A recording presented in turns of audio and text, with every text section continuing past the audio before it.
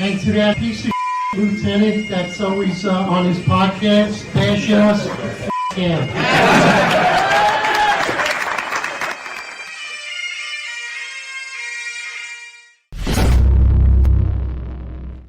Attention to roll call. That's right. Good morning, everybody. 8:05 live Eastern time. Of course, it's Monday morning, and we know this weekend everyone's ready to talk about interesting content. Of course, fourth attempted assassination on Donald Trump. And John and I actually went on a show yesterday with Isaiah Carter and talked about the response in regards to security. But today, I think we got a packed show for you. We got a great stage. You can look right now. John, Marlon, myself, but two great guests, right? Our own former Deputy Chief, Rob Lukach, who hosts and co-hosts the Executive Perspective, who's got great insight. He was in charge of special operations in the NYPD. He did dignitary protection, presidential details, great insight, tell you about security details. Recently put out a video himself, and I think it was fantastic. Short video, but just to show the layers that were lacking when it came to the attempted assassination of Donald Trump, and of course, J.D. Vance. And of course, returning guests, we have Pat Brosnan, who was here Wednesday. Great career, full of charisma. He's got some real insight into executive protection security nationwide, and his perspective and Rob Lukach together are going to bring us right into what was done properly and what was lacking, and hopefully we could prevent another attempted assassination. So good morning, everyone. So John, I'll let you open up the show, and then we'll go to our two awesome guests, and of course, Marlon, good morning, man. Thank you for all you do. Yeah, so no diminishment on myself, Eric, or Marlon, but we're not executive protection dignitary experts, and while we could weigh in, we wanted to really give you a really trained eye. So Rob Lukach, ever since 2003, oversaw every presidential detail in New York City, every time the UN came in and dignitaries from around the world, and that's a large, massive executive protection, detail, and he oversaw those successfully for over 20 years. So, he has a real insight into how these details should be run, how to set up perimeters and outer rings, as well as Pat Brosnan, who in retirement built one of the largest security companies. I mean, he's probably one of the world's leading experts in security. He started a security firm that was operating in over 525 different cities. He had 7,000 employees under him, operating in 43 states, really delving into the executive perspective. So instead of just hearing it from an intelligence detective and two lieutenants, you're really getting it from the best of the best. So I'm really happy to have you guys here, and I can't wait to get into it. Marlon, what's up, brother? Yeah, good morning, chat. Hope everyone had a great weekend. Yeah, we're kind of running a little bit late this morning. Forgive us. We'll drop our 28s in. But I don't want to hold up anything, so let's just get to our guests today. Yeah, absolutely. So Pat, I know I know you were upset about this. Almost immediately, you were reaching out. Like, what were your overall thoughts about what happened? What took place in Washington at the Hilton at the White House Correspondents Dinner? Well, it's sadly, and first of all, good morning, and Rob, a pleasure to meet. Marlon, pleasure to meet. It's actually terrifying to me. I mean, this is number 4. I have physically been at all 4 locations. I've had many dinners at the Hilton in Washington off Connecticut Avenue. I went out to Butler on my motorcycle in early August of 24. I've walked the golf course where Wesley Routh was hiding for 12 hours. And I've gone through the North Gate in Mar-a-Lago, where I'm a member, probably 100 times on the bike. So I have physically been present at all 4. And I got to tell you guys, it's terrifying. It really is. It just keeps getting worse. It's hard to even know where to start with this. There's so many issues that I have with the fact that this shooter at the Hilton was able to check in the day before. There was no screening whatsoever of hotel guests. The advance work, in my view, was lacking, sorely lacking. The fact that there was no armed plainclothesman and armed uniformed personnel at strategic locations throughout that massive lobby.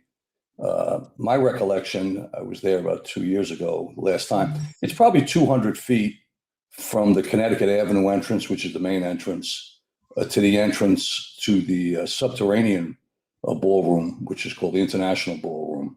So it's a very big lobby, 2/3 of a football field. For this animal to run 45 yards, according to published reports, eyewitness statements, and direct statements on 60 Minutes last night from President Trump, that's the distance he ran.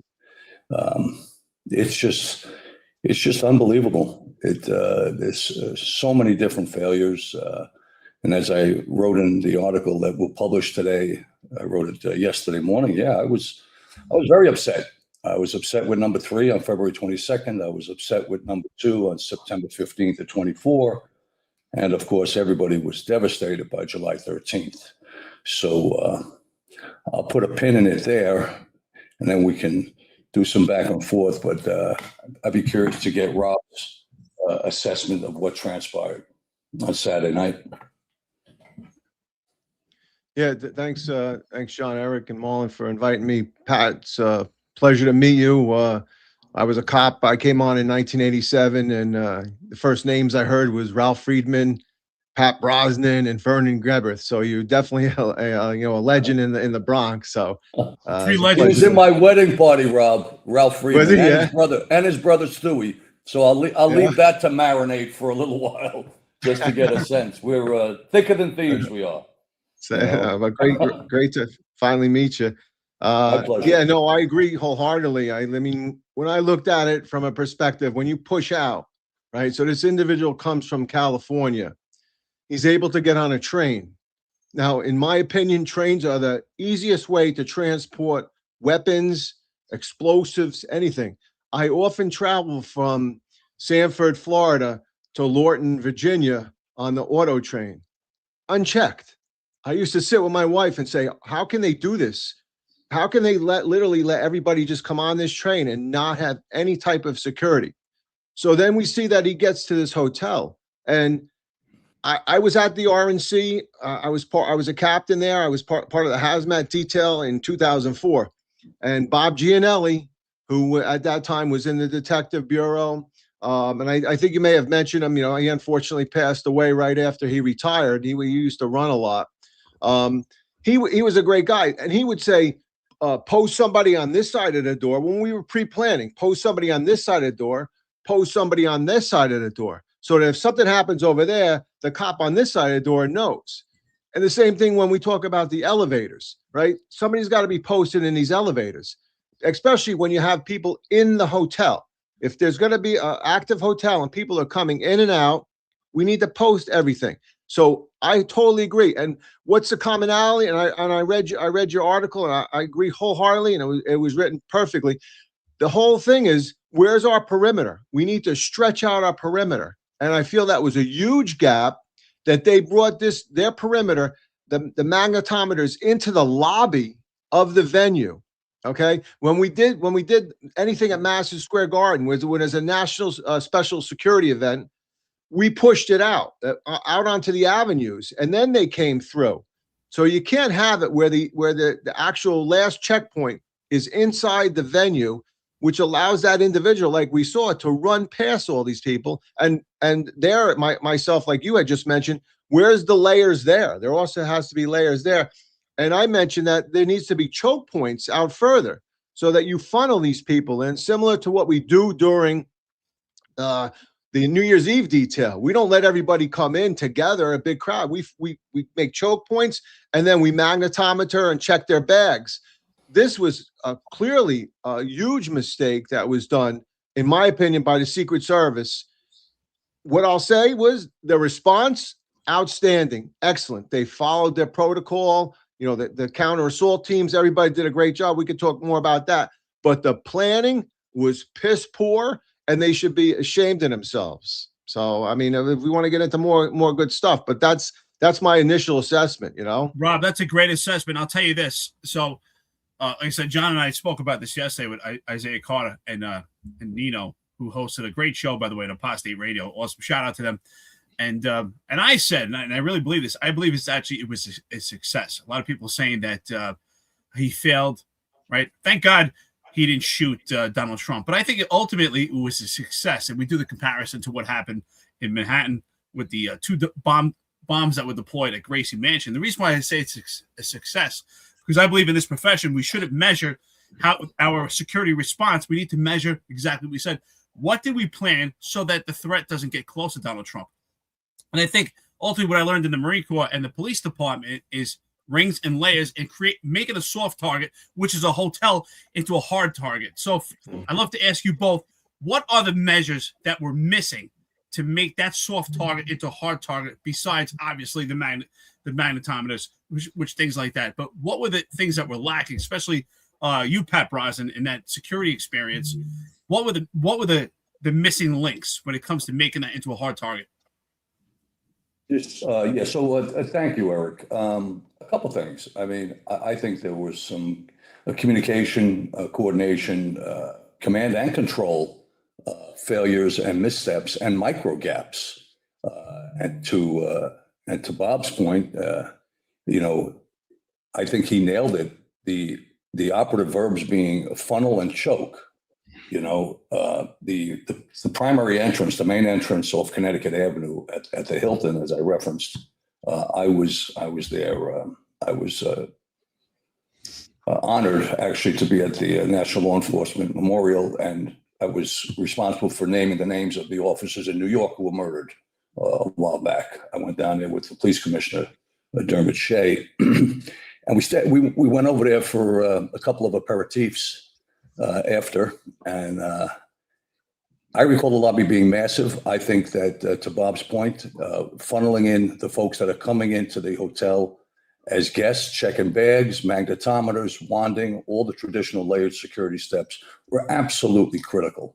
Absolutely critical to move the magnetometer station just outside the entry doors to the subterranean ballroom, 250 or 200 feet north of the primary doors, is a very, very serious oversight and a failure in control, right? Because we are in control. Speaking of law enforcement, the good guys are in control, and the fact is that this was preventable. This was preventable. I concur with Bob and with the rest of the folks in this panel that the response was textbook. Why he's still breathing, I have no clue, but we'll leave that for a broader discussion. But the response was professional and textbook and based on protocol, process, and procedure. That's all established. But in my view, it was a little too late. Had a bit of luck there. And thank God Almighty that the Secret Service agent was struck in his bulletproof vest only, because I believe that was the shotgun. I don't know for certain. It's been a little bit ambiguous what weapon was used. I know he had two, a handgun and a shotgun, as well as a couple of knives. Can't even understand what goes through their crazy minds bringing knives, but put that aside for a moment. But there's a broader question here, guys, and I'd be curious to get Rob's assessment as well as your listenership and viewership. The training, the mindset, it's not there. It's really not there. You need a battlefield mindset, and as a Marine, Eric, I don't know who else is a veteran. You recognize that for sure. This president has been attacked or attempted to be attacked 4 separate times. July 13th, September 15th, both 24. And then February 22nd, which gets overlooked because he wasn't in residence at Mar-a-Lago. But that was an animal with a shotgun and a gas can.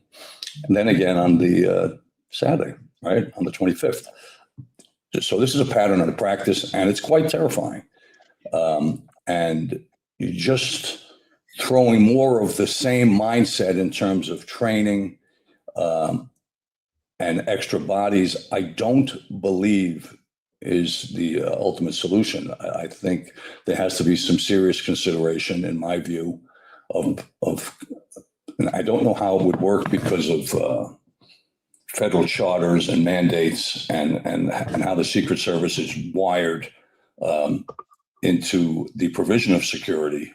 I believe by Constitution at some capacity. But I'm a huge fan of Special Forces operators. I think they have the best training.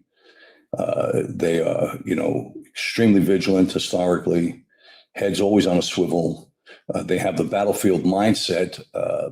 Not that the civil service mindset can't be exceptional, but it's more the exception than the rule, in my view.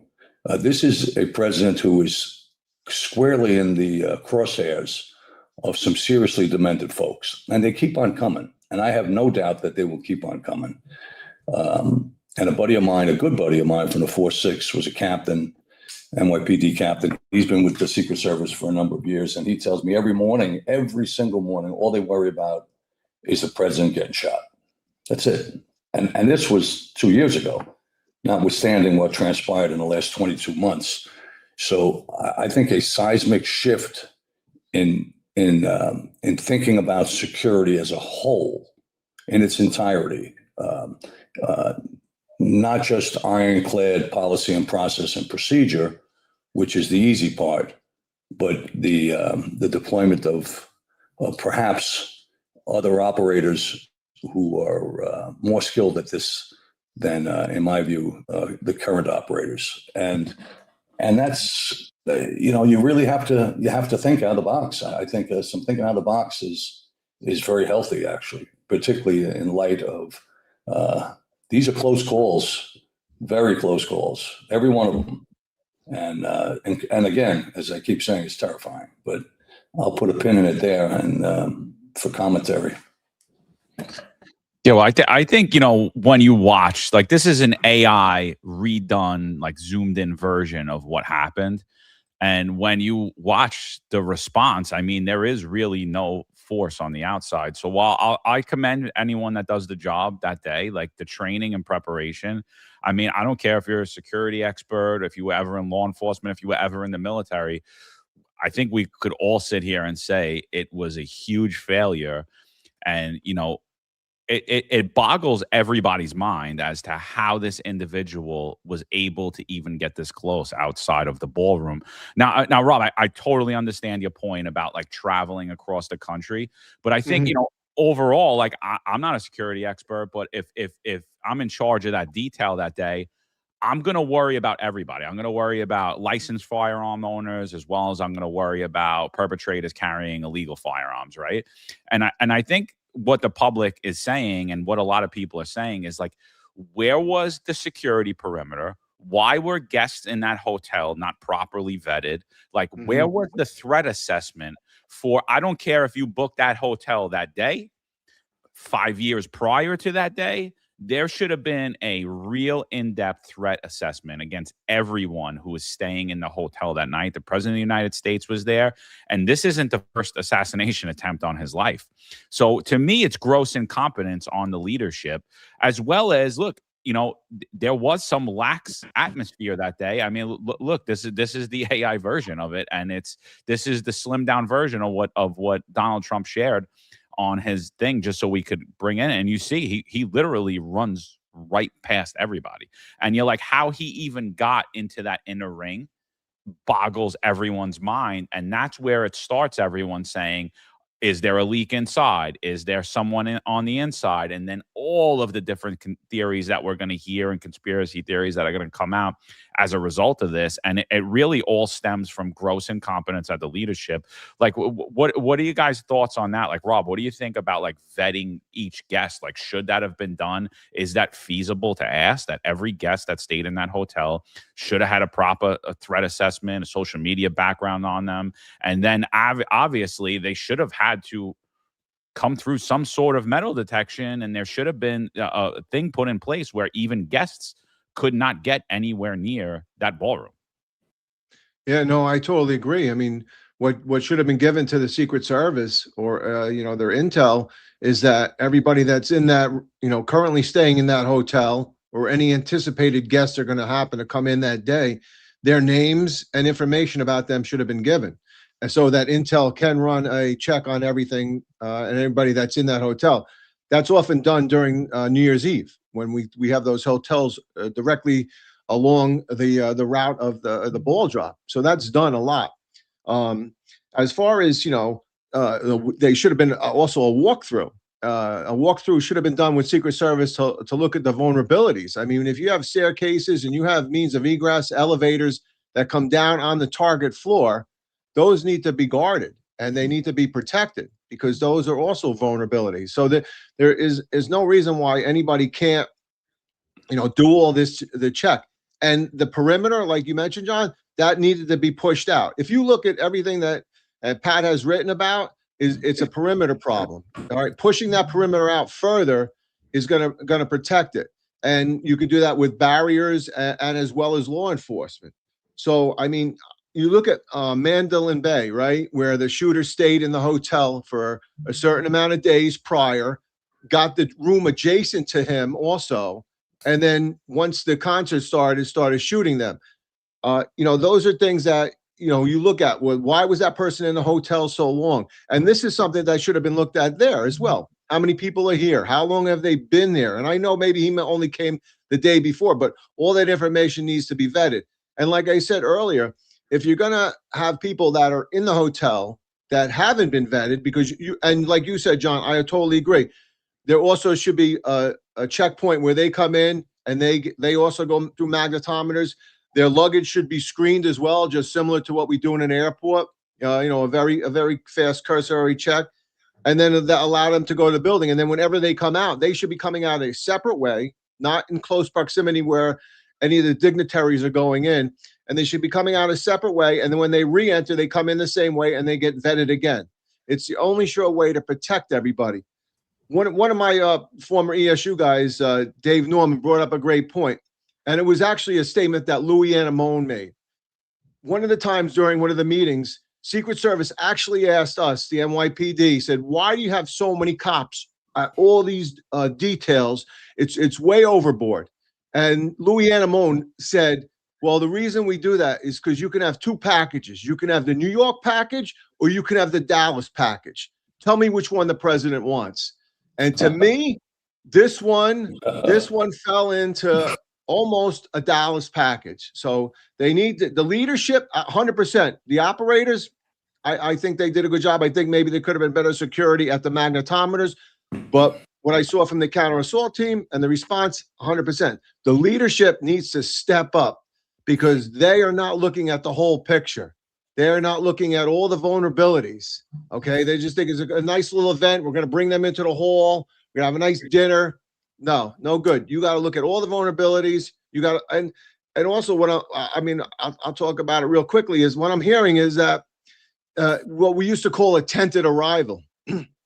Okay, so they used to erect a large tent, and the beast, as they call it, right, the president's motorcade his car would pull into that, so you can't see him when he comes and goes. Okay, from what I'm hearing at this venue, they didn't even have that. That's why they held him in place for a little while inside the hotel in a hard room, because they couldn't even get him out and escape him, which, I mean, keeping him in the hard room for a little while is probably not such a bad idea either, to assess the whole situation. But tented arrival is another thing that's not done. So I don't know why there's so many vulnerabilities and why they aren't stepping up the protection. I mean, for God's sakes, this is the president of the United States.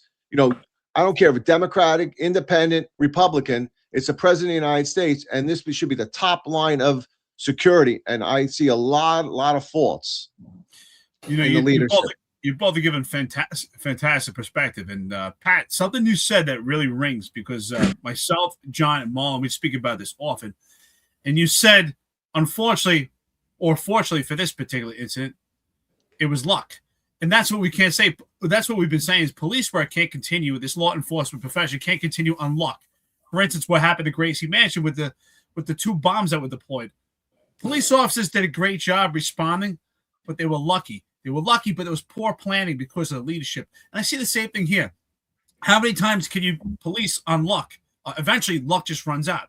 And that's why I say the response by the operators was great. It looked great. They pulled Vance off the stage. They covered Donald Trump. But I don't think we should measure success on how we respond. We should measure success on the preventable measures that were put in place to stop this potential threat. How did this threat get so close to President Trump? Even when I was at a military base in the Marine Corps, there were certain barriers put up to slow people down so they couldn't walk directly to a situation. That's what I mean by making a soft target, which is a hotel, into a hard target. People shouldn't be able just to access locations, be able to jump off the stairs. What barriers were set in place? That's why I meant, what do you think additional factors could be to make that a hard target? And what other emphasis do you think could be put on the leadership? Where are we failed when it comes to leadership?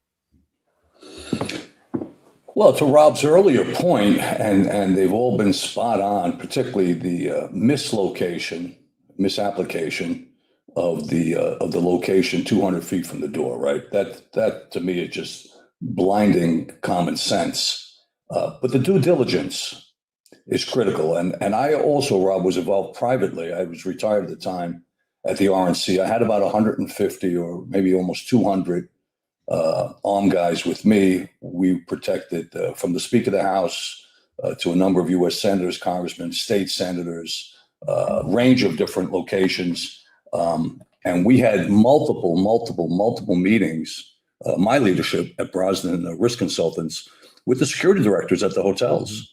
And I remember very clearly, to a point that you just mentioned, and it wasn't just the primary hotels that we had them staying at, which happened to be clients of mine. They were boutique hotels, kind of off the beaten track for some of them, which was deliberate and pragmatic.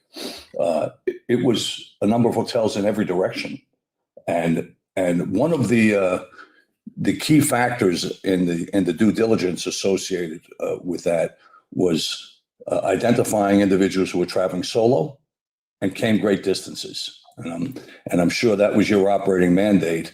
And that was pretty new to me, because we really hadn't been in that side of the business that long, back, because that's 2004. But diligence is everything. And Mandalay Bay, I'm extremely familiar with. I went out there years ago when that occurred, 57 teenagers murdered. And he took 2 rooms, I remember very clearly. And the reality is that when the president is in your house, in this case, the Hilton, the background, the identity, the confirmed identity, not a cursory, but a significant background inquiry must be made on every single guest, period, end of story. You have to know who's in the house. They're in the house that he's in. It's no different than if you go to Mar-a-Lago. If I take a guest, I have to send their pedigree information, birthday, cell phone number, and so forth, in order for them to get approved to join as a guest. And still, their vehicle is screened prior to getting within 200 yards of the entrance to the main house at Mar-a-Lago. Then they are stopped again on foot when they get out of their vehicle, and they go through a magnetometer and a wanding process, as well as a conveyor belt process, same as TSA, with all the items in their clothing.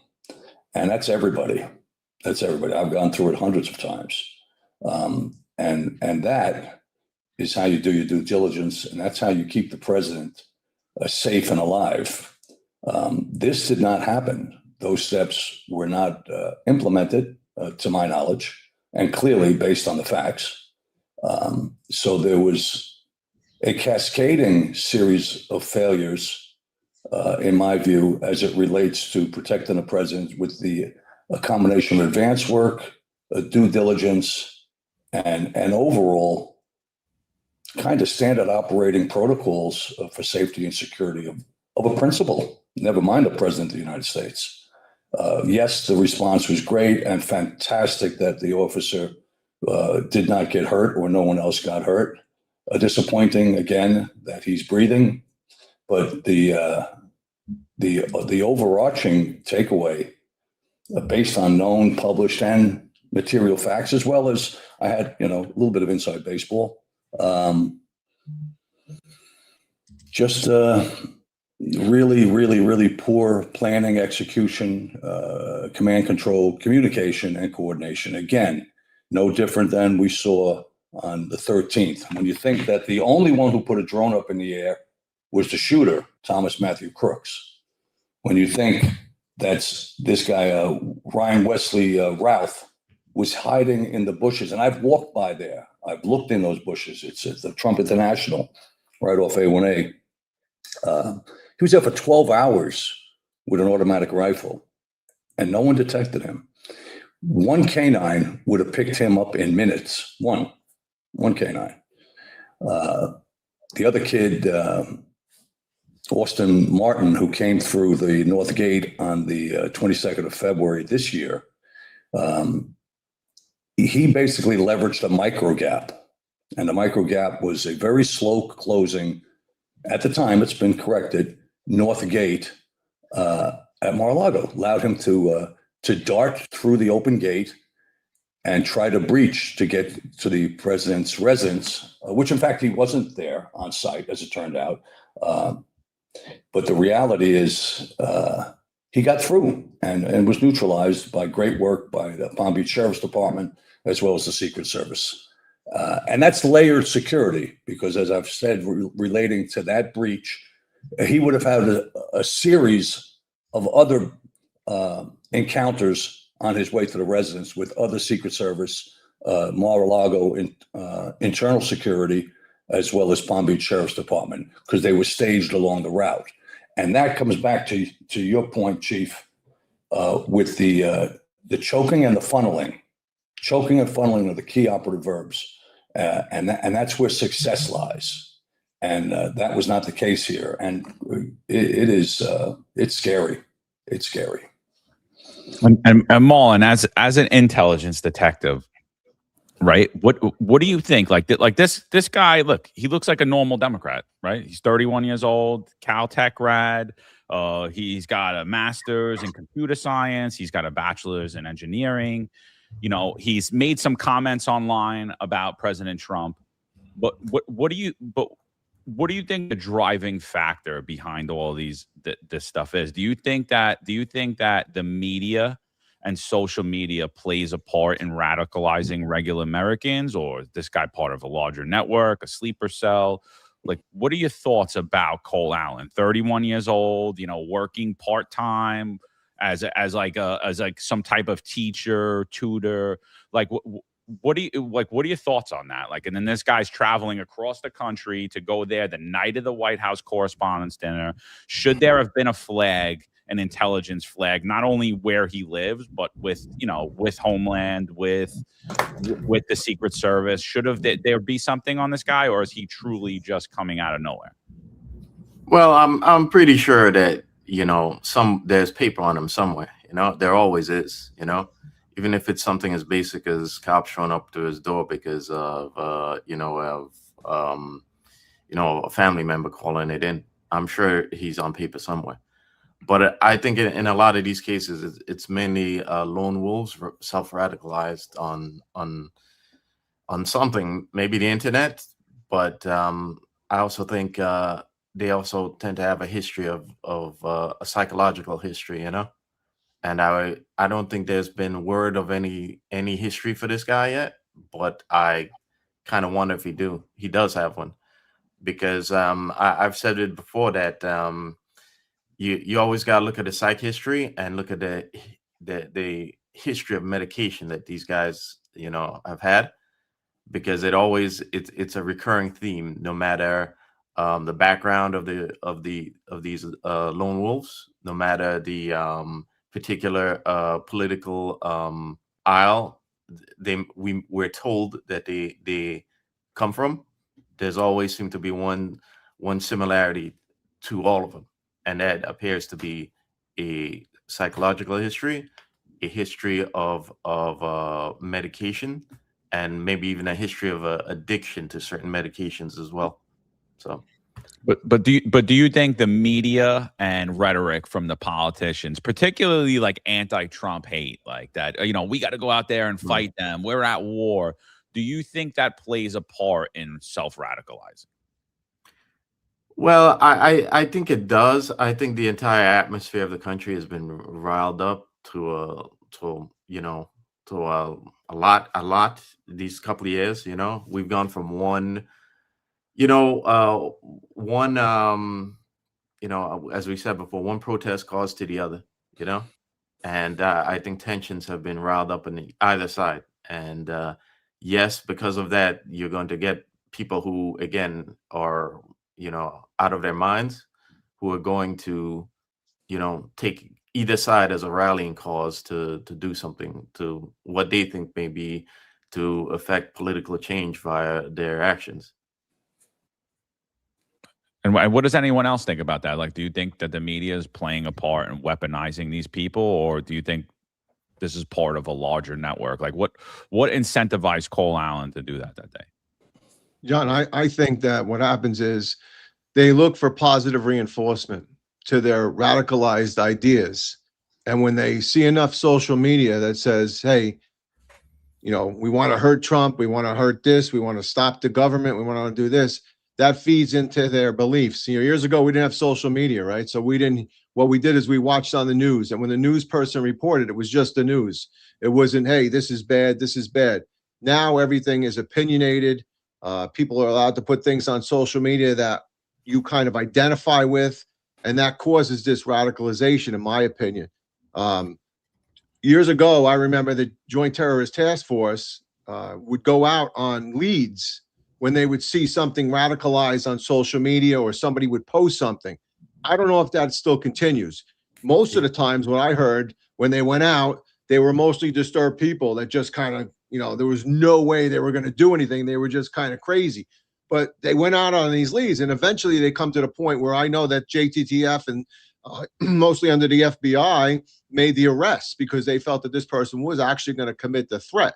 So I think social media has a lot to play in it because people can now search for what they want to believe in, and then that pushes their narrative and kind of puts them over the edge. Where normally you would say, "Hey, I hate the president. I don't do it," and then somebody in your group, in your local group, would be like, "What are you, an idiot?" All right, that's great, you hate him, but you're not going to do anything bad.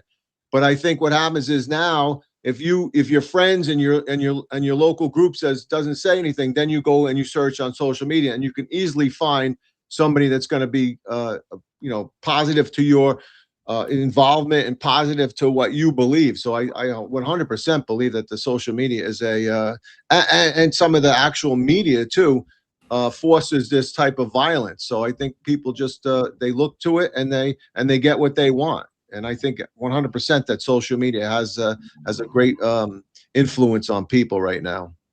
Yeah, if I may, just about the JTTF still does that, along with in New York City with leads in Intel.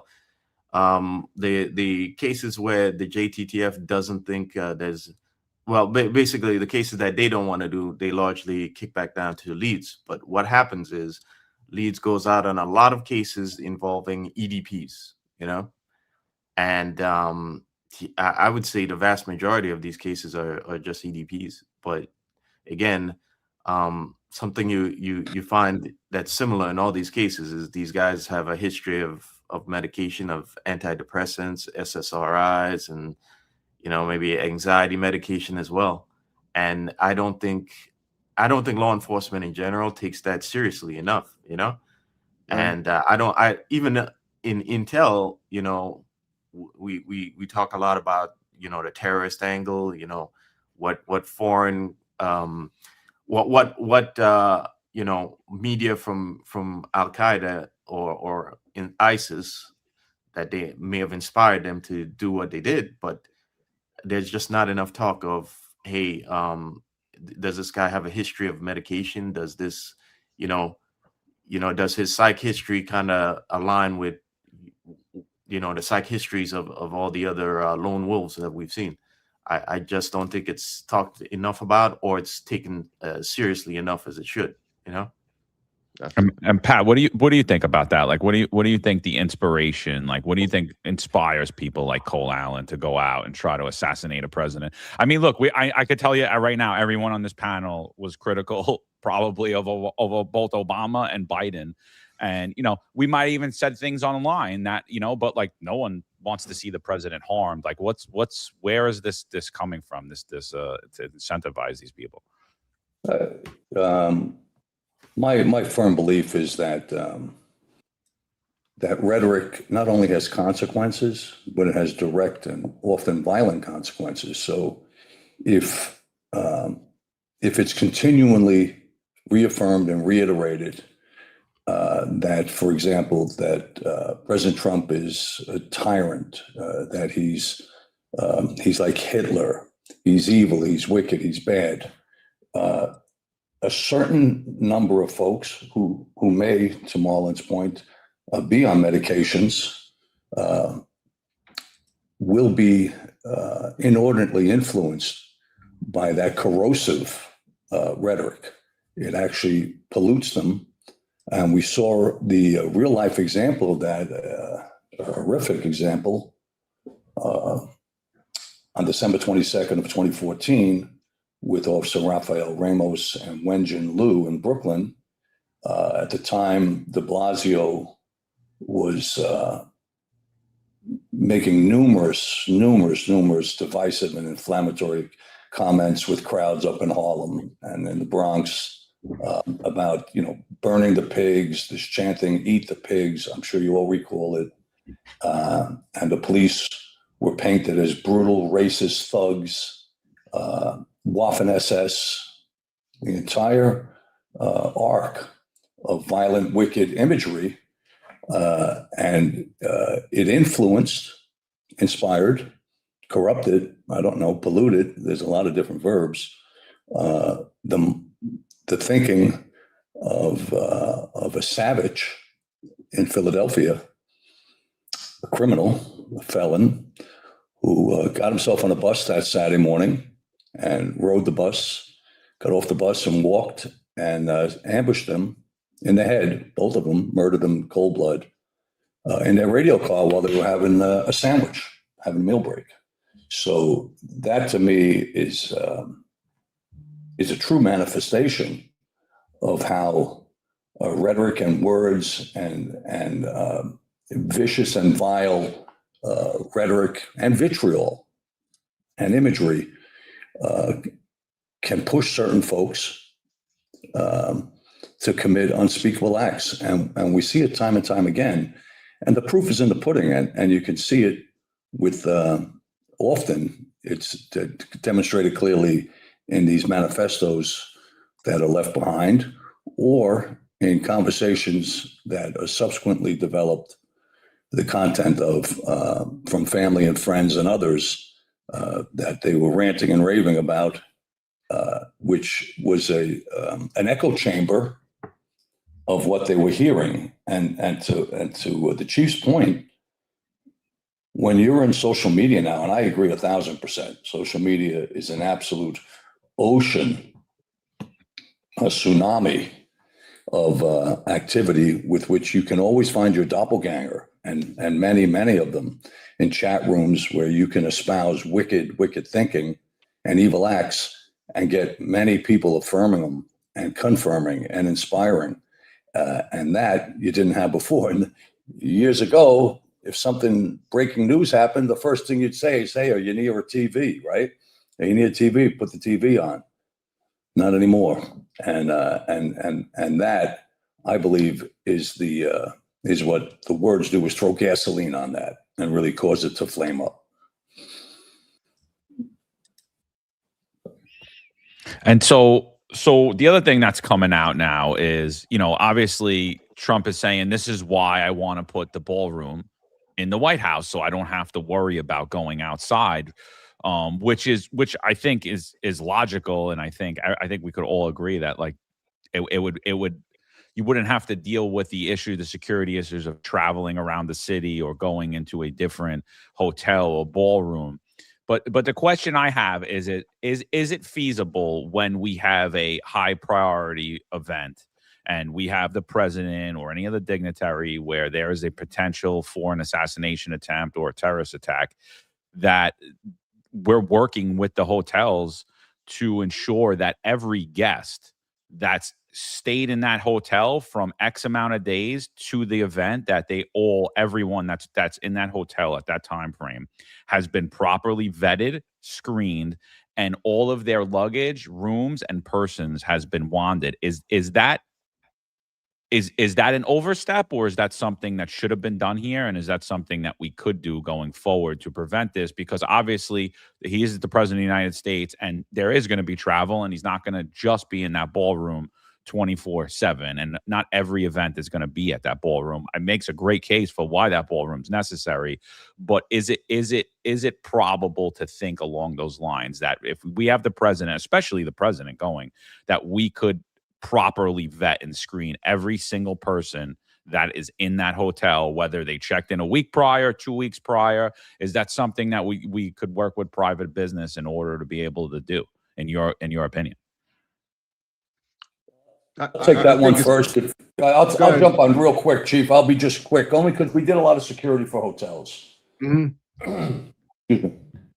As the chief referenced earlier, Mandalay Bay, the way he was able to get in that amazing amount of rounds and weapons, if I recollect correctly, it's been some time, was he brought them in gradually over a period of days, and he assimilated them in 2 separate rooms, if I recall, and I think you referenced that. Unfortunately, John, to your thinking, which is fantastic, number one, searching hotel guests and hotel rooms, never going to happen. It's not that's not going to happen. I mean, not just because of privacy laws and the fact that guests wouldn't return, but there's also the finite nature of resources with which to do that. But the other side of the coin is it would be less important. I mean, it's still important, but more important to vet them, to screen them. I think that's doable. You got to put reasonable parameters for when they came in. What is it, 7 days before, 3 days before, 2 weeks? I don't have that answer. I think be driven by logic and rationale.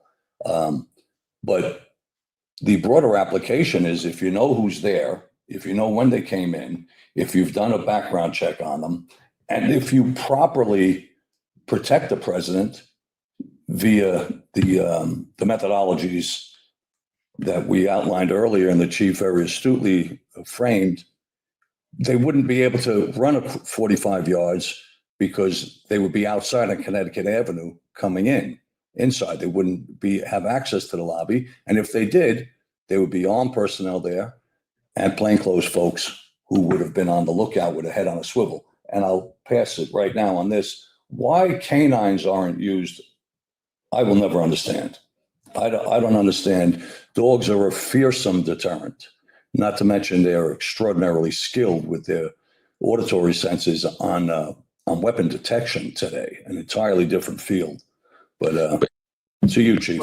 But just before you go, just one question on this, because this is my thing. Like, I'm not big in trading freedom for safety at all, but this is a private business. We know the president of the United States is going to be there. Is it feasible to put some type of disclaimer, like, look, you're gonna be here for these days, and at that time we have the White House Correspondents Dinner coming in, and so what we're gonna ask of every guest at this point that's gonna continue to stay there is that maybe it is dogs. We're gonna have dogs walk through, or we're gonna ask to recheck your luggage. If you have an issue with that, we'll help you find other lodging. And then maybe we pay an up fee for that. You know what I mean? There's an up fee for holding that event because, during that week, you could expect that people, if you're just traveling there on business, you're not going to want to deal with it. Like me, if I wasn't there and I wasn't going to that dinner, I'm not staying in that hotel. I want nothing to do with that. You know what I mean? And so, like, if that's kind of what I'm asking, is it feasible? Like, if we could put some system in place that, like, a week ahead of time, with anyone that's booking during that week's blocked off, and there's an extra disclaimer on there, and not to circumvent people's freedoms, but you literally know what you're walking into at that point. It's the same thing like when I go to Disney, right? I'm consenting to a search before I walk into Disney. You know what I mean? And now just for this one time period, you're basically signing away that you're consenting to have your bags, whether it's wanded, you're going through a magnetometer, you're having the dog sniff your room, whatever it is. That's what I'm asking. Is that kind of feasible, or is that a huge lift? Well, I think it's a monumental task, but it can be done. If you take so many days out, and like you said, you bring in screening devices to screen the luggage that goes into the hotel. You have magnetometers, and everybody that comes in and out of the hotel goes through those magnetometers. And of course, you would have to make sure that the guests are understand that the president's going to be here in a couple of days or whatever, and that you have to adhere to these rules while you're in the hotel. Now, like to Pat's point earlier, it was like spot on. It was like when the president usually takes a floor in a hotel or anywhere else, they take the upper and lower floors, right, to protect the president. Everything's sealed off. You have teams inside the stairwells to protect them, down rooms, et cetera, on those floors. So that's the other thing, have posts within that hotel and make sure that all the guests. And what I would also, John, to your point, is if somebody's there and they've pre-booked it and they've been there for 7 days prior to the event, you know what? Knock on the door, get that person's information, and say you have two choices. You can either allow us to come in and check the luggage and things that you have in this hotel room, or we're going to have to, relocate you to another hotel. I mean, we're talking about a level of security that should be top notch.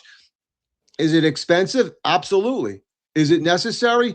100%. I mean, your job is to protect the president of the United States. Okay. The highest person that we consider our commander in chief. So yes, you have to protect them. I get a quick story. I had gone to the White House in 2000. I think it was when when POTUS was the first time he was in the presidency, Trump. And I had gone to you go to a screening area like Pat had mentioned before. And I brought my daughter with me, and they had missed her name. They put her middle name first and her first name in the middle. So when we presented her ID, they said, you can't come in. We're going to have to redo a whole security check. So we literally had to sit and wait for them to do a whole background check because they didn't believe that her name was the right name now. So yes, is it a monumental task? Is it going to take up time? Yes, but what would you rather have? With something that happened catastrophically, or make the protection? And Eric, to your point earlier, we're talking about the perimeters. Yeah, a soft checkpoint, right outside, ID check, ticket check. People should be ticketed. They should be confirmed that that's the person that has the ticket. Okay, there should be a cross reference to the names of the people that are coming in there. Okay, yeah, we see that you're there. Now you go to the hard checkpoint, which would be further out. Like I said yesterday when I did the Instagram, had that individual had a suicide vest, this whole thing would have been a hell of a lot worse than it happened to be. So absolutely allow that person, and like Pat, to your point, emergency service unit has canine bomb sniffing dogs. They have patrol dogs. Where is that? That's all part of your outer perimeter. They have vapor wake dogs that if somebody has a suicide vest on them, or if they're carrying something, there's a vapor that comes off I believe it's 10 type of explosive materials.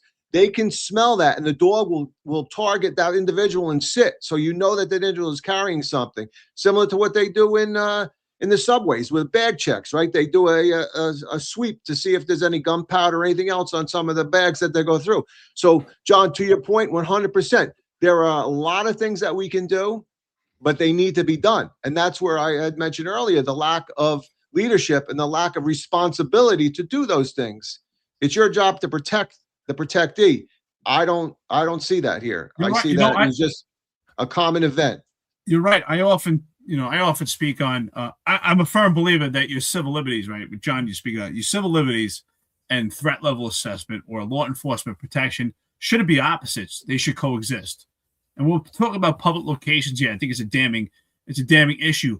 But a hotel is a private location. So I think there should be a level of expectation, also an exception there should be exception to the Fourth Amendment, especially it's a private location, the presence here. We have to do everything. And security is evolving. As you said, we can't account for an entire year, but if we're doing a 7-day level access security determination, that is a great point, Rob.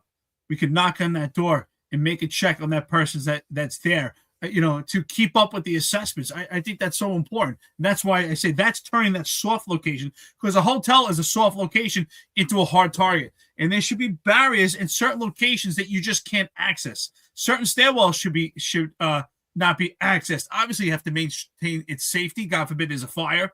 But there's certain levels or maybe certain floors they shouldn't be able to access at all. Unfortunately, for that week, maybe there's some type of compensation the government can make to that hotel. And some could say, yeah, well, that's costly. But I think it's a lot more costly when they have to do a follow-up to determine what failures happen at this event so it doesn't happen again. So there's a lot more money being spent now than there would be if those parameters were put in place. So those parts, I agree. And as far as civil liberties go, you're at a private location. We have to make exceptions. We have the president there, and we've had already 4 attempts. We don't need to have another one. And eventually luck is just going to run out. And you're right. That's the one thing that people aren't talking about. And that's why we've gotten to the point. So I want to know what you guys also think about this. And we spoke about this yesterday. And that's why there are so many people, unfortunately, and you can't blame them, why they believe there's so many conspiracy theories. And for one of those conspiracy theories that people believe is that this was fake and this is a hoax. Because it's hard for them to believe. The American people are hard to believe on both sides is that this savage who has no record was able to actually access and get so close in such a vulnerable location to the president. So what are your thoughts as far as this being, obviously people thinking this is a hoax? Do you think that, obviously we don't believe it's a hoax, but do you believe that to understand why people have that thinking, why we've gotten to that point where people just don't believe it anymore? Because it just seems so ridiculous at this point. What are your thoughts, Pat? Well, I'll give you a quick and very informing story that affirms exactly what you said, Eric, about the hoax. Very smart person who I'm friends with. I was at their house one evening, just after July 13, 2024, and I said, hey, I just wrote this 5-page white paper, this very, very detailed breakdown, minute by minute, of what transpired with the president getting shot. And I said, yeah, I know you like to read, you like this stuff. I'll send it over to you.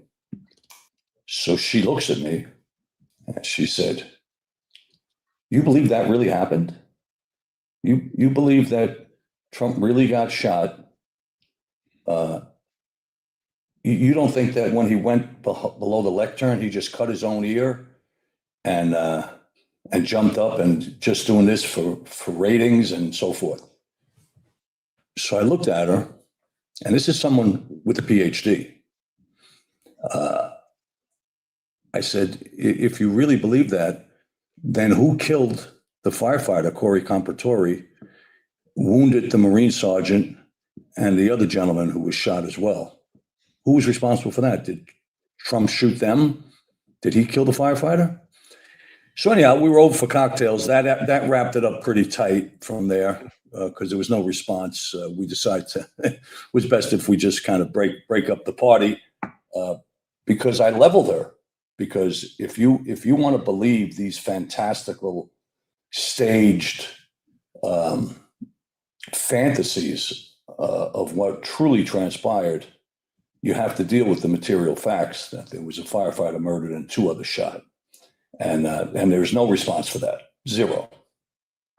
That's why we wound up leaving. So this goes on. There is some very, very twisted assessments of these shootings, despite overwhelming, ironclad, fact-based support and documentation that they actually transpired. I heard the same with not quite the same, but similar with the Trump International incident with Wesley Routh. again, it comes back to how rhetoric can pollute and poison, and people have a mindset, and they will not be deterred.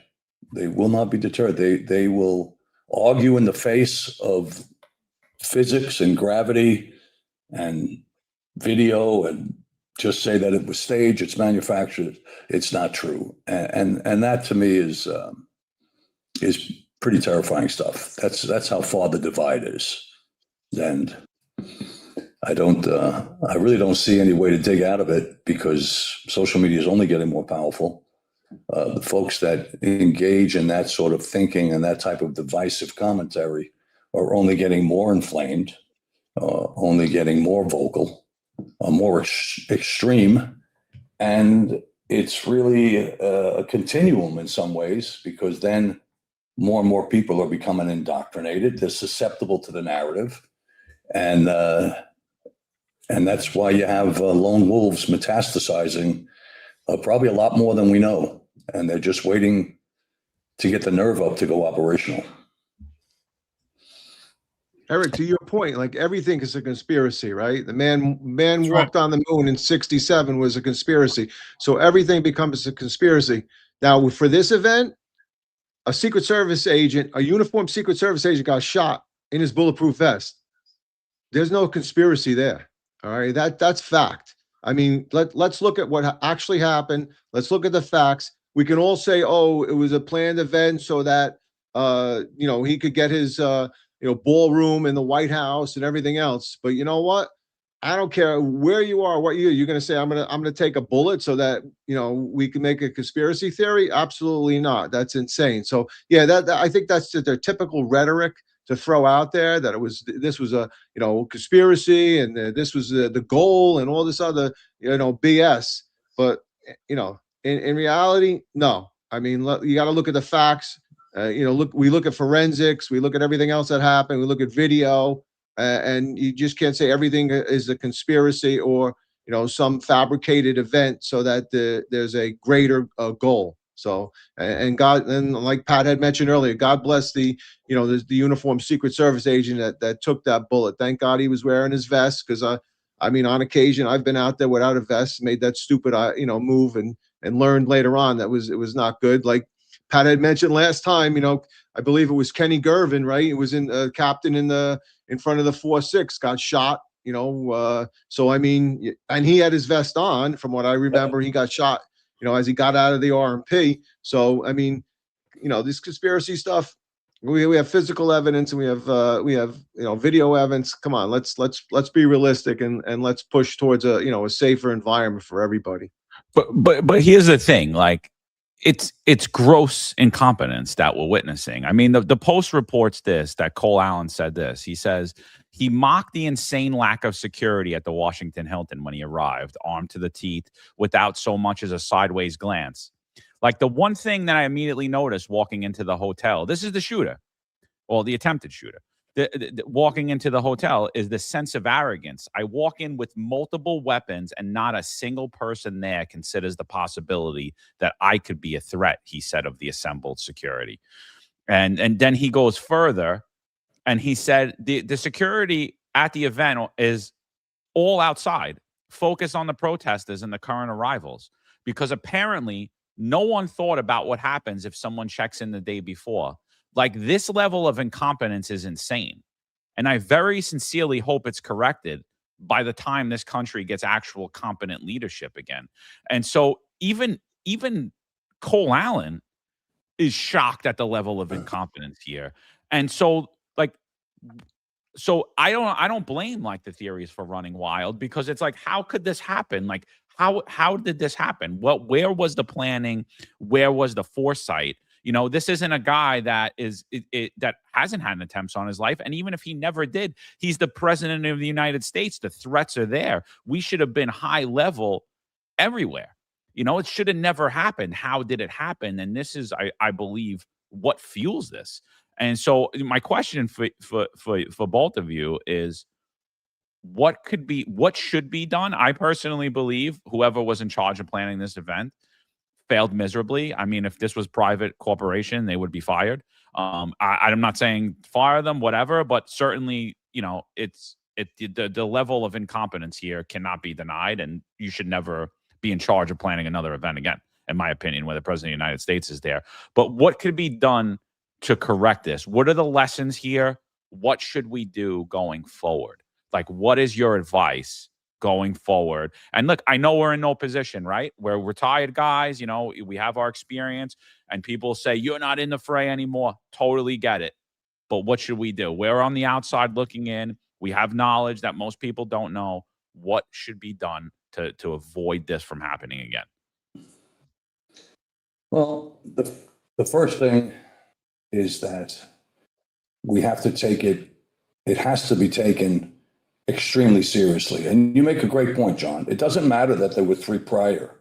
That doesn't matter. It's actually immaterial. At all times, every time, 24/7, 365, the President of the United States needs the absolute best, the most efficient, the most effective, the most ironclad security every single second of those 24 hours. And it's never to change, ever. And a lot of that is training and personnel. They have to have heads on swivels. They have to be committed. They got to pull their face out of their phone. I looked at a lot of video.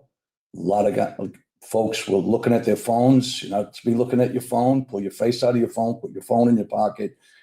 Head on a swivel, straightforward. Pay attention. That type of a battlefield mindset, not particularly a civil service mindset, is absolutely critical. So there's some measure of outdated thinking, in my view, that has informed some of the process that we saw that was present yesterday, that was not anywhere near the best. The fact that that type of process and weak technology, because we're not leveraging the technology, and it is technology, of highly trained dogs. To the chief's point, Rob mentioned they'll pick up different scents. It's absolutely amazing. I saw a demonstration fairly recently of 10 vehicles parked in a parking lot, and a weapons detection dog was let loose, and he went to, there was one gun in one vehicle, and it was in the, not the dash, like where the coffee cup holder is, that little glove box there in between the bucket seats. It was in there. It was a 9mm. That dog flew like a bullet right to that truck. It was an SUV. We opened the door. I didn't open the door. One of the guys opened the door. The dog flew in and was banging his nose against that location where the weapon was.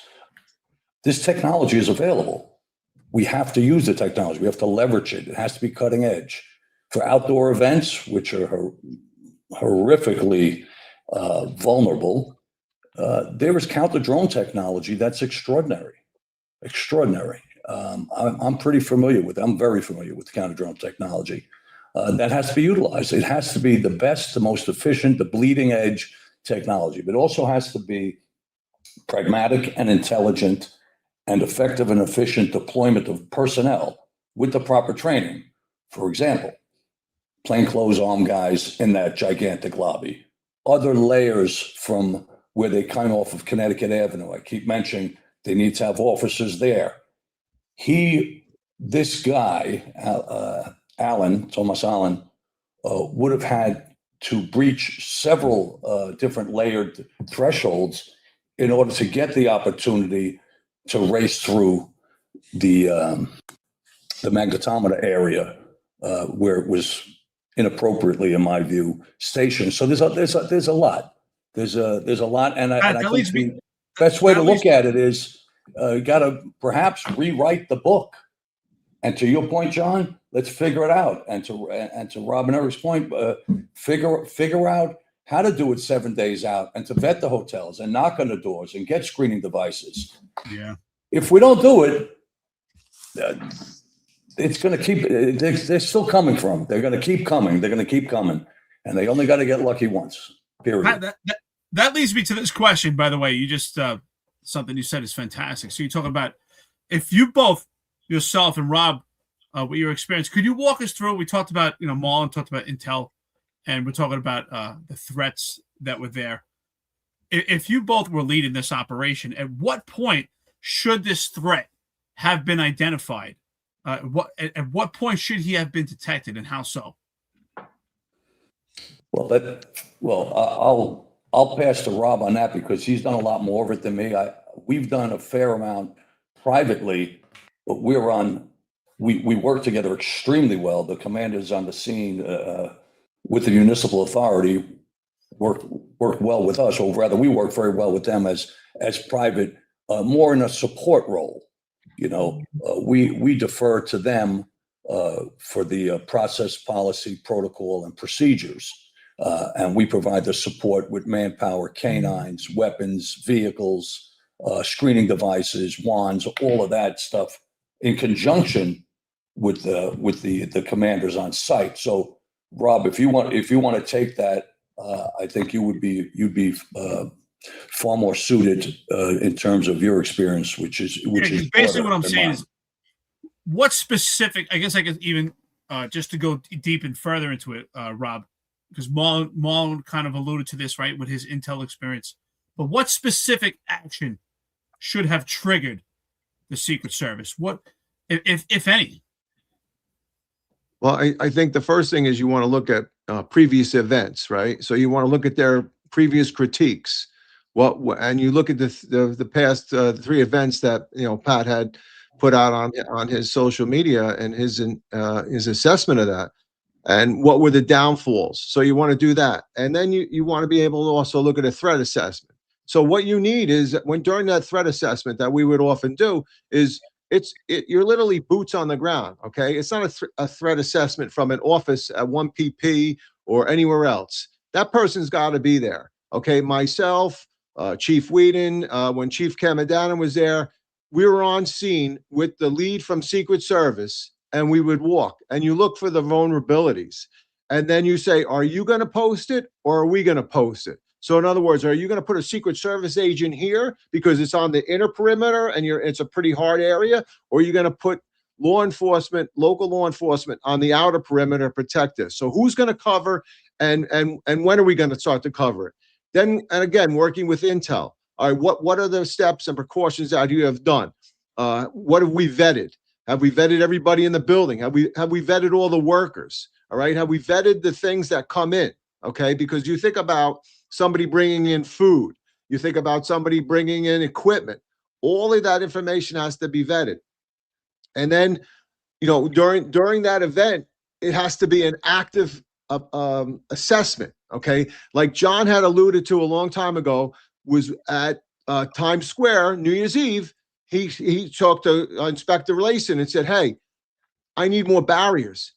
That was a game day assessment, and that has to be done too. Because if you see there's something that's problematic, don't say, "Okay, it's already set up." No, the voice and ears of everybody there can make a difference. And if you're not there weeks out and doing all of this, you're gonna have faults. So you need to have all this in play. I mean, there's a serious playbook that you can follow. It's very simplistic. And also, to my final point is, you need leadership that has the experience and understanding of what's going to go on and what has gone on in the past. And if you don't have that, there are people you can reach out to and ask and find out. Yes, one moment. Best practices, look at things that have happened. These are all important things that have to be done, because without that, it's going to be problem after problem after problem. And I think that's what we're seeing. We're not seeing any lessons learned. We're not seeing any movement towards correcting the bad behavior or the bad deployment that we've seen. So they're not making the corrective steps. And to me, that's the most important thing. You have to learn from your mistakes. And I don't think we're doing that. Well, I'll tell you what, Rob, you nailed it. And I think the game day walkthrough, the collusion between the service and yourself as a commander, the same way we worked very closely with the chief security officers, the CSOs and the directors of security at the hotel. we worked hand in hand. Our leadership worked hand in hand. Guys, my apologies. I have to go on the Joe Piscopo show. I have a 9:25. This was No absolutely problem. amazing, Marlon. A pleasure, Eric, John, Chief, Rob, an absolute pleasure to meet you. Guys, I Same here. apologize. I have a prior commitment at 9:25. Pat, it's always good to see you, brother. Invite me back. I'm always ready, you know. Come on. I never found a microphone I didn't fall in love with. So let me Pat, I'll be seeing you with that bike, brother. I'll be seeing you on that bike, man. You got it, brother. Be cool, guys. Take care. All right, Later, bro. All right, Marlon. Anything else on this, Marlon? Do you got anything you want to bring in on this? Well, just to play devil's advocate here, I'm gonna say that it's okay to have a little bit of a little bit of healthy skepticism about everything that you see happening in the media and seeing happening in the geopolitical stage right now. Okay, I spoke to my parents yesterday, and they were surprised me that they actually sound like conspiracy theorists right now. And they're not the wacky side of the left. They're more main center Democrats, centrist Democrats. Do those still exist? Well, yeah, they're quiet. I'll say that. They're quiet and afraid of the vocal left. The wacky progressives, as I like to call it. But yeah, I don't think there's anything wrong with having a little bit of healthy skepticism, and you have to look at what's happened over the last couple of years. Since the scamdemic, okay, there's been a lot going on in the world, and a lot that we don't know fully about. A lot of questions that have been left on the table. I mean, there's a lot of questions about the prior, assassins, the attempted assassins of Trump. And we still haven't gotten to those. And there's a lot of questions about this guy we're probably not going to get to as well. So I think it's okay to have to ask questions and to wonder what the hell is actually going on here, okay? And to pay attention to anybody trying to use what's happening for ulterior motivations, okay? So that's all I'm saying. It's good to have questions right now and to think this through, I think that's a fantastic point. Do I believe that this happened? Yes. Do I believe that it's a far reach when some of these conspiracy theorists believe this didn't happen at all? Rob, you made a fantastic point, and so did Pat. Right? A Secret Service agent was shot. Pat talked about a Marine that was shot. I mean, these things actually happened. But I think we could ask some deeper rooted questions also. Like, are there people on the inside that have other agendas that are intentionally making security so lax? Because, as John put up that letter before, the perpetrator himself is shocked, right? Here's someone who's educated, right? He went to college, he's educated, and he shocked himself on how impervious that security detail was, thinking like, wow, even though I don't look like a crazy animal, I don't look like an emotionally disturbed person, someone's educated, he figured he wouldn't even make it past it. He probably, based on what the letter that John put up, it seems to me he probably thought he would never make it that far and actually get a point to even try it, right? He pressure tested the situation and poof, he actually made it through. 100-yard dash, right? Or 45 yards. But he actually made it through. And it's shocking. And that's why I can understand why people have some deep-rooted conspiracy theories about this, because it's hard to believe. Rob, you have so much experience, and we have a lot of experience. We don't have the same experience when it comes to this type of policing. We all have our own apparatus in law enforcement. But common sense would tell you just to put things in place, not to get close to the President of the United States. So it's hard to believe with the expertise that we have that we got to this point in this country. And so you can't really blame some of these people. They may sound like wackos, but can you really blame them? And that's why I really brought up that question, because I don't think it's unfortunately, we've gotten to a point where people have trust in this country saying, well, how can we get to this point? It must be a conspiracy theory. What are your thoughts on that, John?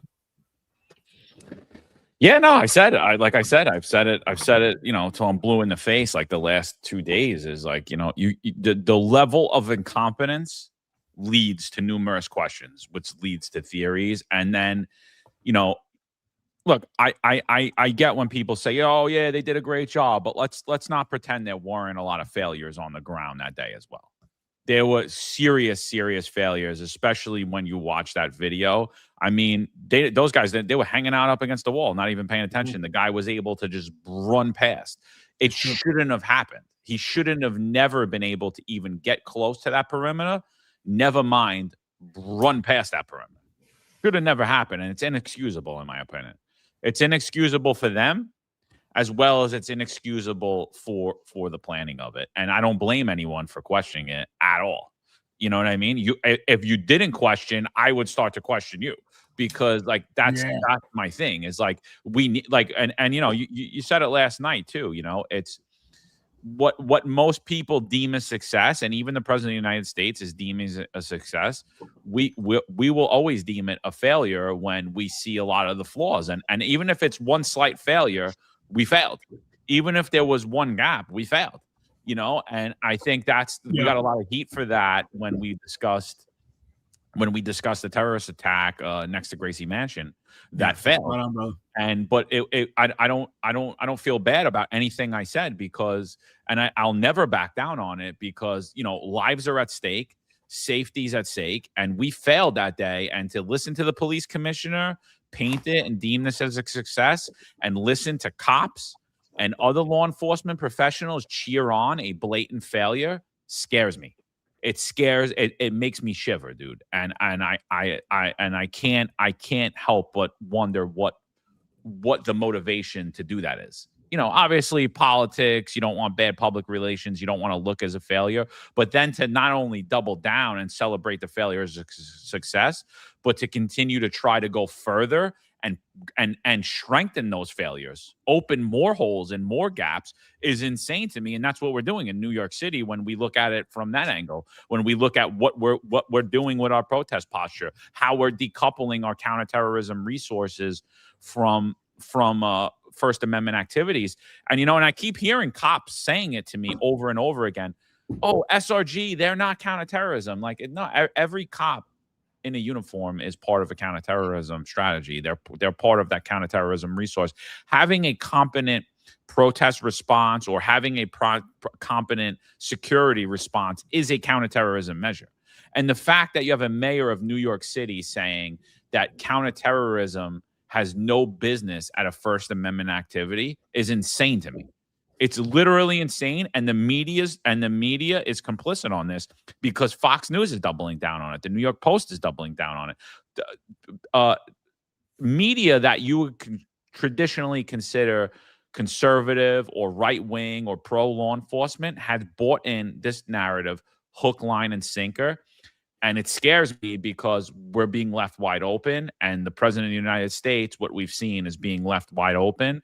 And so I think it's right for all of us to deem this a failure and not celebrate this.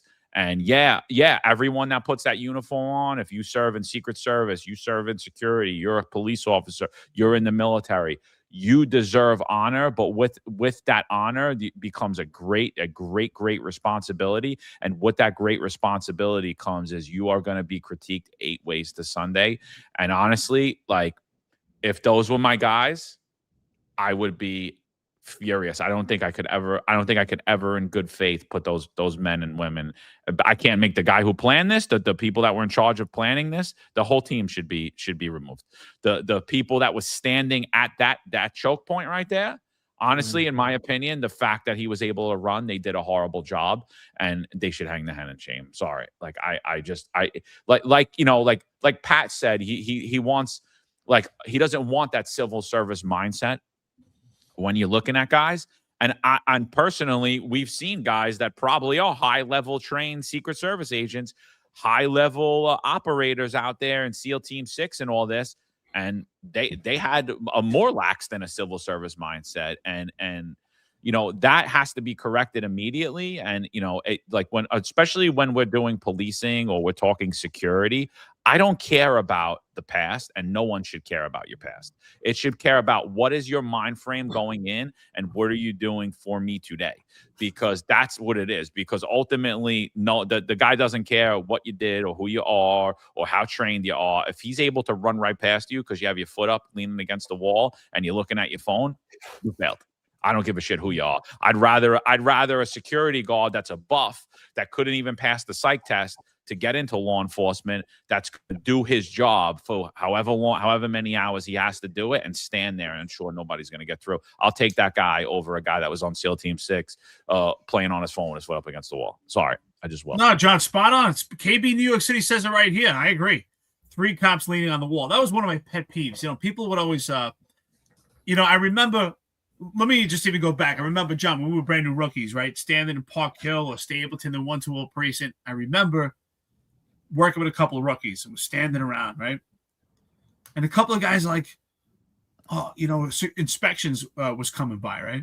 And they're like, oh man, maybe we should look like we're doing something. I said, well, we are doing something, right? We're canvassing the area, right? We're supposed to looking out for like look, I wasn't saying big words. Like, just look for shit, like look for problems. And that is the whole point, right? And that's what people don't understand. As a law enforcement professional, you should have that mindset. Your mindset has to be in it. You have to be canvassing constantly. And that's why if you do the job properly and you stand a post, I think it's one of the most exhausting things in law enforcement. A lot of people say, oh, standing a post, that's easy. Yeah, it's easy if you're not doing your job. I would always argue it's probably one of the hardest jobs there are. Standing in one position the entire day while you're canvassing, you're being analytical of everything that's going around you. You're looking for all the potential problems. You should be mentally and physically exhausted by the end of the day if you did your job right. Leaning against the wall, you're not paying attention, your mind's not in the game, and it shows you how seconds count, right? He ran through and charged through, and those guys are leaning like all gingerly, boop, they were useless. They weren't ready to go. And I think that's where like there's a misnomer when it comes to police. Post is easy, right? How many guys did you guys work with? Rob, I'm sure you commanded plenty of guys who, when they stand against the wall, like those are the guys we put on fixed posts. They don't want to do anything. And the reality is those posts are important. So yeah, I mean, you have to be queued up. Sorry, Mo. You have to be queued up all the time, right? So for those Secret Service agents that were inside that lobby, okay, the president's inside, the venue started, we can set down. No, when the president's, I used to get queued up. If I was at one of the locations, I would alternate. Like the Chief Whedon would go to one, I would go to the other. So we would like frog leap everybody. So I'm at an event. He's telling me they're on the way. As soon as POTUS is leaving from that event, I'm queued up because how's he going to get here? What's the route? Which way is he coming in? And then the whole time he's at that event, I'm queued up. There's no, you're looking around, you're looking up at windows, you're looking to make sure that there's no threats coming up. I'm making sure the counter sniper teams are on point. I'm making sure the ESU counter assault team is in the motorcade, ready to go. This is all queued up, and you never get unqueued until he goes to the next event. Then I say, okay, hey, Chief Whedon, he's on his way to your location now. He's left my zone. Then I settle down, but now I'm going to leapfrog to the next one. So and it's the same thing like you guys just said. When you're on patrol, you got to assess. You're constantly assessing. You're looking up, you're looking down, right? We talk about airmail. We talk about, any type of activity. You got to be queued up. And I always said, don't stay still. Don't stand on a foot post and just stand there. Okay, that's your job. Is a foot post is kind of to walk, to always constantly be moving, because you don't be an easy target, right? You want to make sure that you're looking around. You want to make sure things are going on. So yeah, you have to stay queued up all the time. And like John and Eric, what you both said, it's physically and mentally exhausting if you've done your job for that day. And that means you've done a great job. It doesn't mean I've lifted this or I've carried 10 bags of cement. No, my mind and my body are physically exhausted from what I've just done today. So. Yeah, no, 100%, dude. And HFL, I totally disagree with you, dude. He says you can't have that mindset continually, paranoia, burnout. Look, if you're not having that mindset continually, you are facing much higher than paranoia, burnout. You're facing systemic failure and your own demise. like, it is what it is. Like the weight of being a police officer, of having that shield, or being in the Secret Service, or doing anything, the weight of that is crushing, dude. It's absolutely crushing for those reasons, because that is exactly the type of hyper sensitivity you need to have to all the factors in your environment, to all the data points where you are. I totally, I've done every detail. I've done the round robin of details in New York City over and over again. And it was always that mindset. This is bullshit. Nothing's going to happen. Yeah. And what happens when it does? You're not ready. You're going down, and you are going to be a disgrace. You're going to have failed at your mission, and you're going to have to carry that for the rest of your life. You're going to have to carry that you dishonored your father's name, and you didn't do what you were going to do because it was too heavy for you to bear. So you decided, this is bullshit. I'm just going to look at my phone and pretend nothing's going to happen. I have to disagree with you, man. It's you need that mindset. It's exhausting. It is going to have effects on you later in life. That's why, to compete at a high level, to do this job at a high level, you can only do it for certain time periods. And, you have to prioritize your rest, your mental health, your physical health. Exercise needs to be involved. Your diet needs to be involved, and proper sleep. And you guys don't get it. So it's a really soul crushing, life draining job, and that's why we age in dog years. That's why Eric's got all that gray in his beard. Yeah, it's been coming out of nowhere.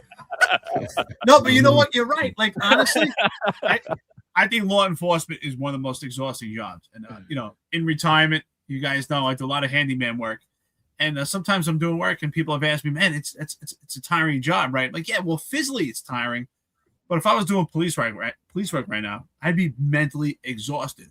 It was mentally draining. And I don't believe in paranoia burnout. I mean, that's why, policing is such a noble profession. I believe that you're actually doing the job properly. You're mentally exhausted. I mean, and that's why I say people suffer from the Dunning-Kruger effect.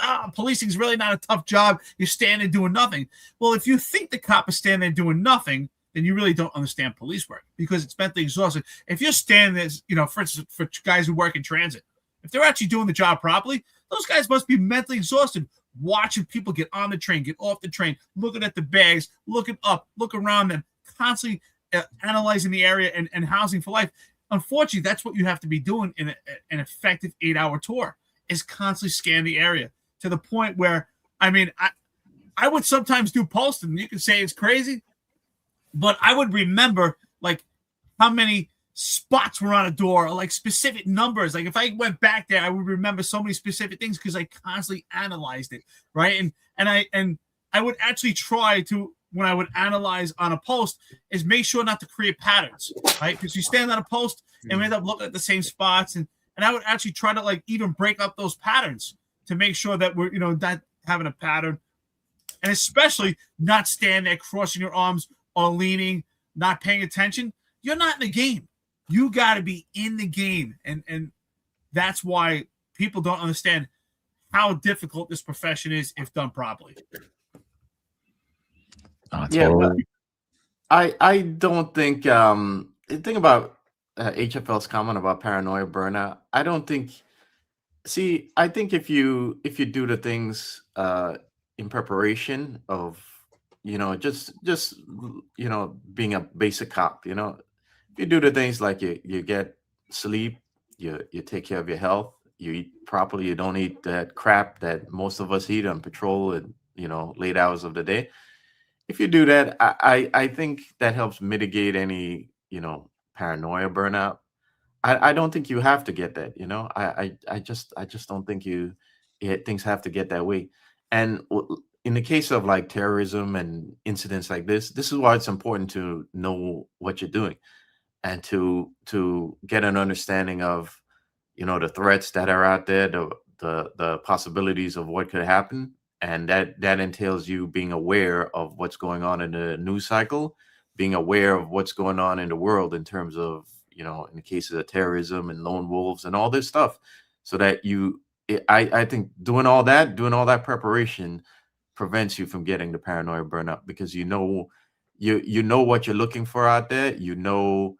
The you know the signs that you may not be as present as you should. You know the signs of what you know the signs that someone's giving off, the indicators that they're up to something. I think doing all that preparation prevents you from getting paranoid burnout. It keeps you ahead of the game, and it keeps you in the that warrior mindset, so to speak, gets ingrained in you so much that it comes natural. And I think that prevents paranoid burnout.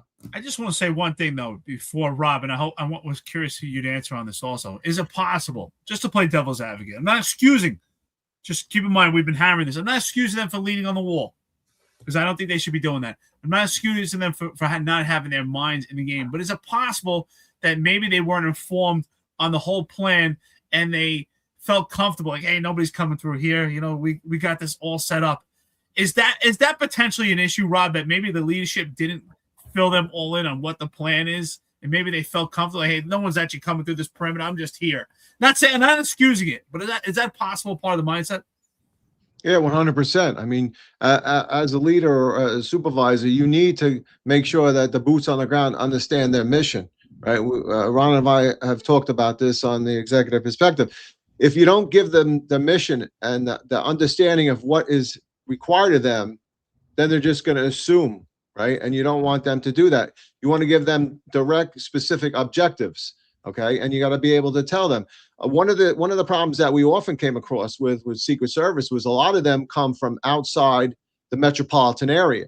So you would have somebody coming from Iowa or Missouri or whatever, and they come in, and suddenly, you see the lack of experience, because now they're in the big city. All they're looking up is the buildings, and wow, this is a beautiful city, and they're not even paying attention. So yeah, there has to be specific things. I can remember a couple of the details where Intel actually gave us a package, and they said, look, these are people that are wanted in the area. These are people that are people of interest and things like that. So if you give them things to look for and to do, they are more apt to do their job. Cops love to do their job, right? We were all cops. Cops love to do their job. Give me what I need to know, and I will go out and do it 100%. So, exactly what you're saying, Eric. You have to be able to give them the information and give them the mission and the understanding, and then they will definitely do it. So I agree wholeheartedly with you. Yeah, and just one more comment on this is like Magic Mario 2. He says, John, do you understand that cops are out there for 12 to 16 hours? After 9 hours, they are physically and mentally exhausted. What do you think cops are after that? So I'm just going to speak from experience. I've been out there there were times that I've done back-to-back, like 18-hour days. And as a sergeant, you could ask any of my guys, I never even took meal. Like, if you gave me a post, I was there. You guys got a lot more rest than I ever would, because I was out there. I was. People would say I'm crazy. The other bosses would be like, what are you doing? But are your senses going to start to break down 9 hours in, 6 hours in? Absolutely. Are you going to get tired? Is your vision going to get blurry? Is your level of patience going to go down? Yeah, all these things are going to happen. We're human, dude. Like, the human body starts to break down on you, right? And again, but it is what it is. This is the job, And I remember specifically one New Year's. It was a really, really cold New Year's night, and I was there, dude. I think our start was like 10:30 in the morning, which means I had to leave Staten Island. I had to go. I didn't even properly prepare because I got hit so late, so I didn't even have anything with me. So I had to go to the command, get my clothes, drive, get parking, get to the detail. And I'm an early bird. Anyone that knows me, I don't like to rush, So I get there super early. So I'm out. Now, New Year's doesn't really kick off. Like, you start working you start working prior to the sun going down, and then you're working consistently. But if you think for hours and hours, I was just standing around, like, making sure my guys were ready. They were taking breaks. They were going to be ready to go when it was game time. And I specifically remember, as the ball drops, we lost 8th Avenue. And now I'm not in tip-top shape anymore. None of my guys are in tip-top shape. We've been out there for over to 12 hours. We've been out there 13 hours at least. Myself even longer, and we've been up longer than that, right? We've been up getting ready, getting changed, making sure we got everything. And while the ball drops, I believe it was 2017 or 2018. It was freezing out there. But we lose 8th Avenue. Everybody rushes up, and they're trying to get down to the ball. And over the radio, you hear come over at the World Sheraton, man with a firearm in the lobby shooting. Right? And I just remember going, holy shit. And no one heard it. So I start yelling at everybody, get the fucking street back. Start pushing them back. And everyone's looking at me, including the chief, like, what are you doing? And I'm like, dude, like, listen to the fucking radio. We got to clear the way. Like, ESU is going to be running down to World Sheraton. We're getting shots fired at the Sheraton. And thankfully, we had people posted in the Sheraton, and they were listening on the radio, and they came over the radio immediately. They're like, we're here. There's nothing going on here. Right. But with that, it doesn't matter. We're still rushing the bomb squad. We're still rushing ESU down there. So we still have to get these streets back. Now, it was my mind frame, not what it was when I showed up in the morning. Absolutely. I'm human. But I had that fear and that paranoia and that sense of mission in me to be able to react when that situation happened. If you start your day off with, this is bullshit, I'm going to be here for 12 hours and I can't pay attention to anything, how do you think your reaction's going to be? You're going to be like the hundreds of cops that I was around that same day, that same night, right in New Year's, and you don't have the level of awareness to even hear your radio that we're being told that there's an individual shooting up the Sheraton World, which you're only a block away from. So it is very important you keep that mindset, and I'm very aware what happens to you. I've worked tirelessly on this job, as I'm sure all of you have. I went without sleep so much that I was left throwing up in my car to try to get home to get some sleep from days and days of work. So I totally understand, and I totally know you're going to break down. But if you're starting out with a mindset as I don't give a shit and this is bullshit and nothing's going to happen, you already failed. And when the shit hits the fan, and it will, you're not going to be ready for it.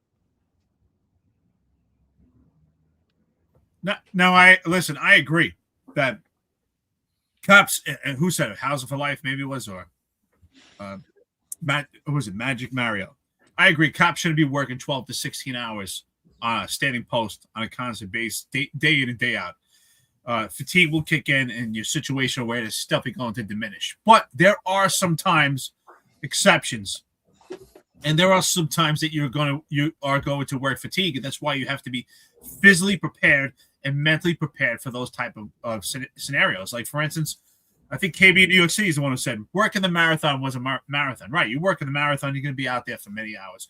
You work in a West Indian Parade, jump up party. I did often. Juve. Those are details that you know you're going to be out there. RNC, I was out there for 19 and a half hours. Many times, Juve jump up parties, I was working 20 hours. Plenty of people working West Indian Parade 16, 20 hours. But these are exceptions, and that's why you have to be physically prepared, right? It's. I don't think at this point, honestly, I'm still in great shape. All of us, I think we maintain great shape. Rob, you're out there running, but there is a certain level. I don't think I could stand a foot pulse right now for 16 hours. My body's just not prepared for that right now. It's just there's a physical there's a physical strength, and your body learns that. And you have to get to that point. You have to be physically and mentally prepared for it. And there are times that cops have to do it. And I think those exceptions, for people that are standing out there in Times Square many hours, but it shouldn't be day in and day out. No, absolutely not. And that falls on the leadership to make sure that that guys are getting proper rest. I think that's where it's important. John, you were a sergeant. I'm sorry, sergeant and a lieutenant. I was a lieutenant. And as frontline leadership, it was our responsibility that our guys had rest. If we saw, if a guy was working 12, 16 hours, he had a collar and had to come in the next day with no sleep, that's not a guy we're going to put, in the unmarked car driving around all day. That's not the guy you're going to put on a post. You're going to put them somewhere they're effective, but they don't need that situational awareness. And but these are key points, and that really falls on the leadership, And Rob, wouldn't you agree also? I think that's important on the leadership to make those assessments to make sure that their guys aren't working beyond fatigue and not getting mentally drained. Yeah, 100%. I mean, you have to make sure that you assess all your officers that are working for you. You know, similar if they're on the front line of a demonstration, and you see them start getting agitated and ready to confront. You know, you could pull them off, right? You replace them with somebody else. And it's the same thing when you see somebody physically or mentally exhausted because they've been out a long time. Hey, bring them and put them back in another post. Trade posts with somebody else. You have to be able to do that. You make those assessments. Our job is to make sure that the officers are out there as leadership, make sure that they're out there and they're safe, and they're both mentally and physically capable of doing the job. And if you don't feel that somebody's up to it, replace them with somebody. And John, to your point, I think I remember that because we had counter sniper teams up on the top of that building, and I can remember that call specifically. And you're right. If you're not queued up, if you're not listening to your radio, okay. If you're like the last Times Square I did, I think it was in 2021. The ball's dropping. I got like about, I don't know, around 20 cops around me, all have their camera filming the ball drop. Come on, man. That's not where we're at. We're here to protect. We're not here to observe, right? So I mean, you gotta have, it's got to be game on, and you could be tired or whatever, but you need to be ready to assist and act promptly and quickly.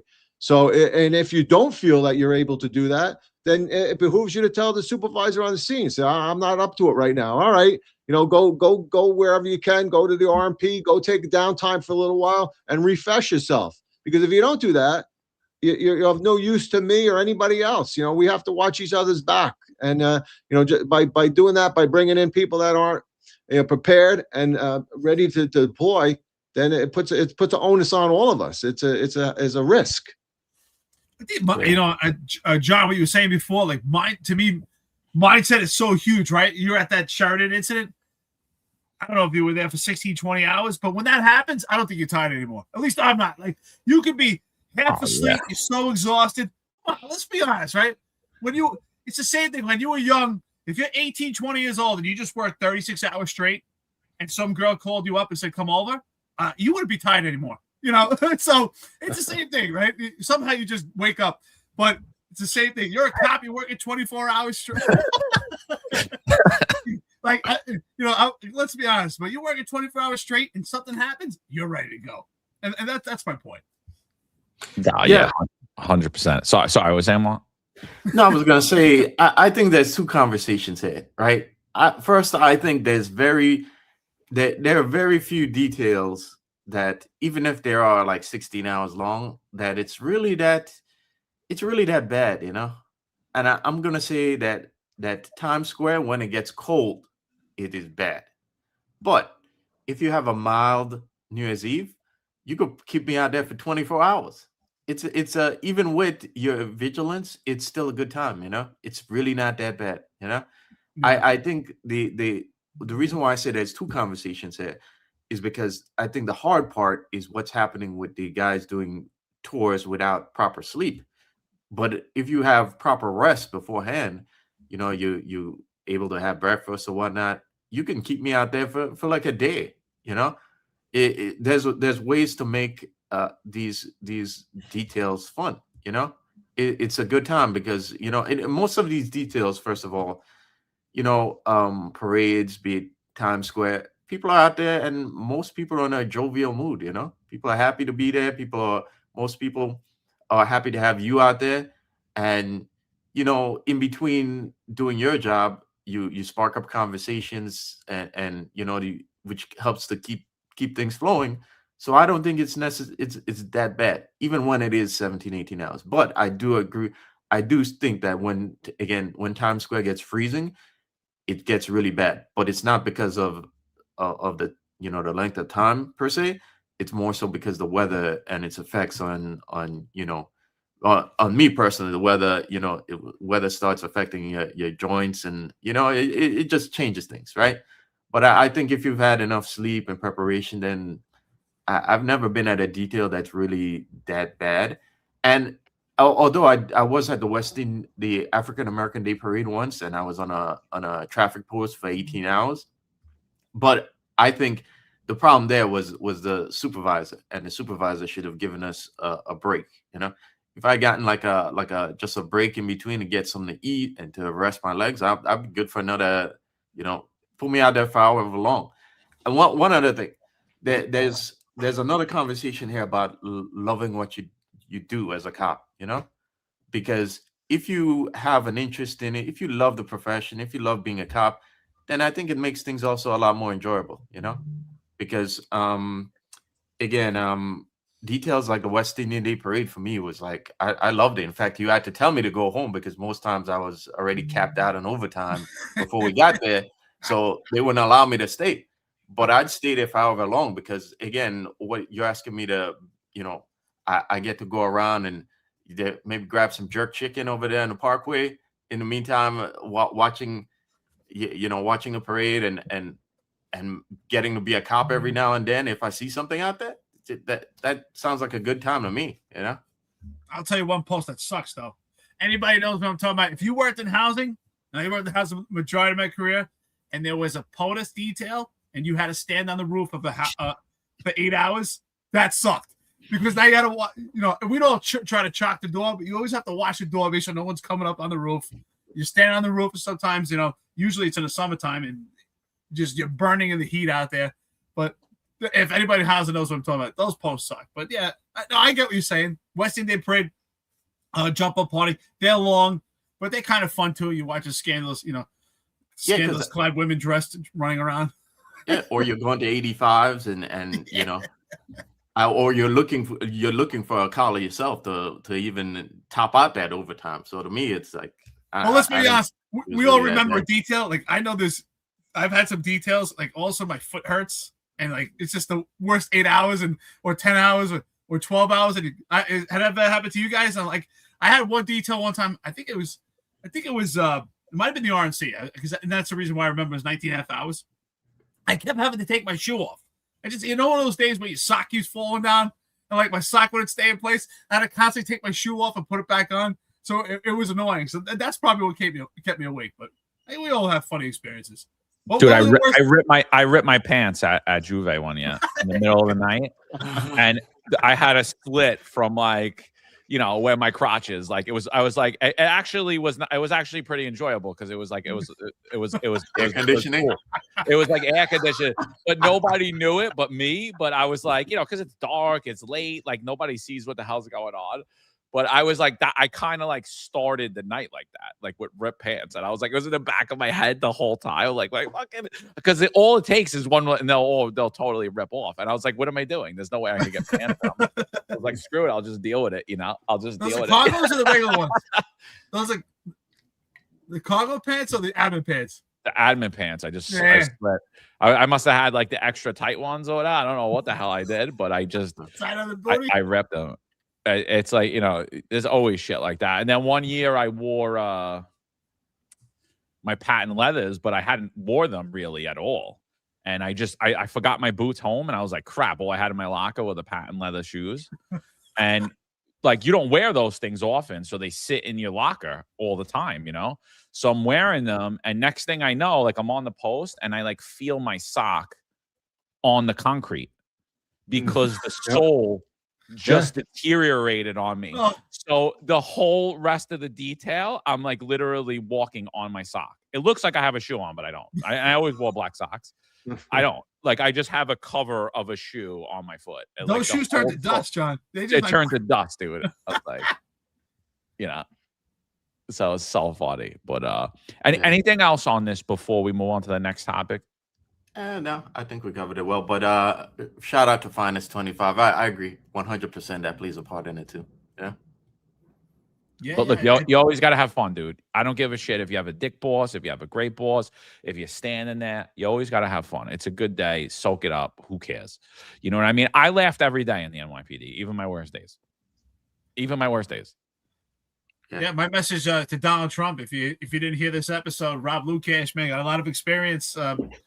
Good man to hire, man. No joke, man. Rob, that was good. Good stuff. You and Pat did a hell of a job. Really impressive. We'll hire the whole Finest Unfiltered. We can do union presentations, right? And we can do security presentations and deployment. And, There and you if you go. want anyone to go out there and curse at everybody, I'm game. You pay me. I'm good at that. Like John, you're curbed to 25 F bombs. Can I bring my RV there? So That's the command post, isn't it? The That's RV's right. the command Yeah, post. command Hell post. yeah. It'll be a nice one. Nice command.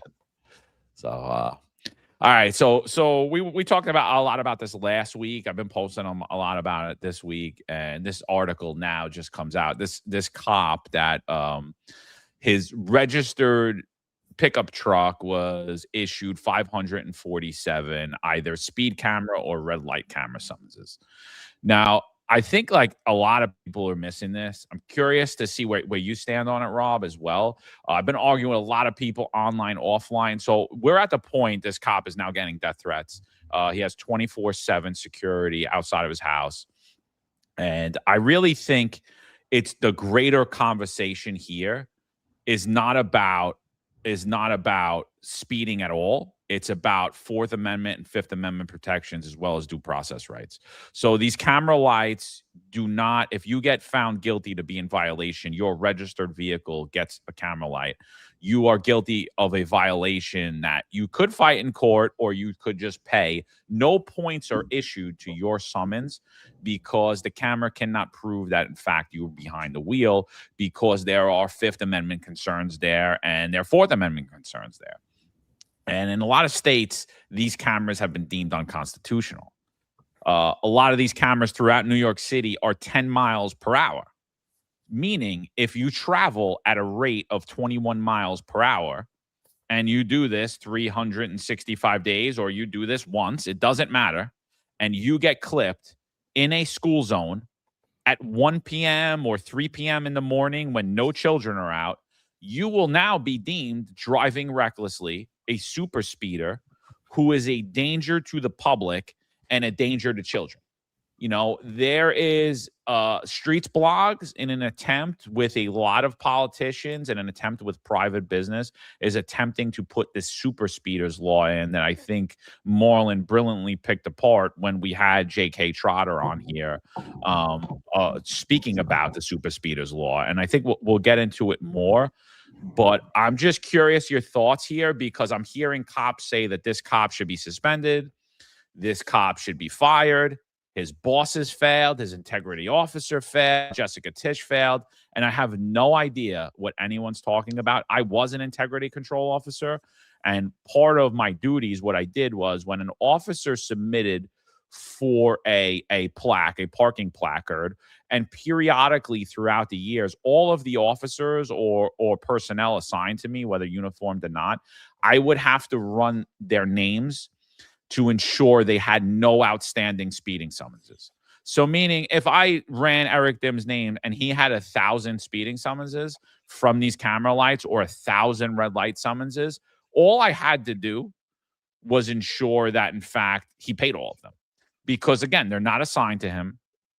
And I think we're really jumping on propaganda here that's being put out because, again, I'm not willing to label James Giovansante as a super speeder cop when, in fact, you can't even ever place him behind the wheel. And even the summonses he was issued, I don't believe really dictate reckless driving or even speeding. You know, so there's large issues here. I'm just curious what everyone thinks about this, but this is just another article that they're pushing out. And, you know, a friend said, you know why they're doing this, right? And I'm like, no, I don't.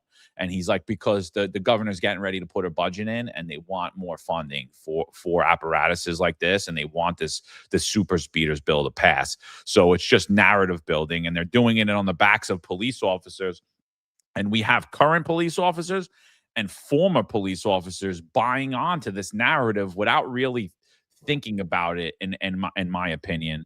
And the other thing is you have other retired cops or fire cops out here just putting out blatant false information. I don't know if they're intentionally doing it or they're just fed by a attorney who has no idea what he's talking about and by another lieutenant who failed miserably at his job and also has no idea what he's talking about.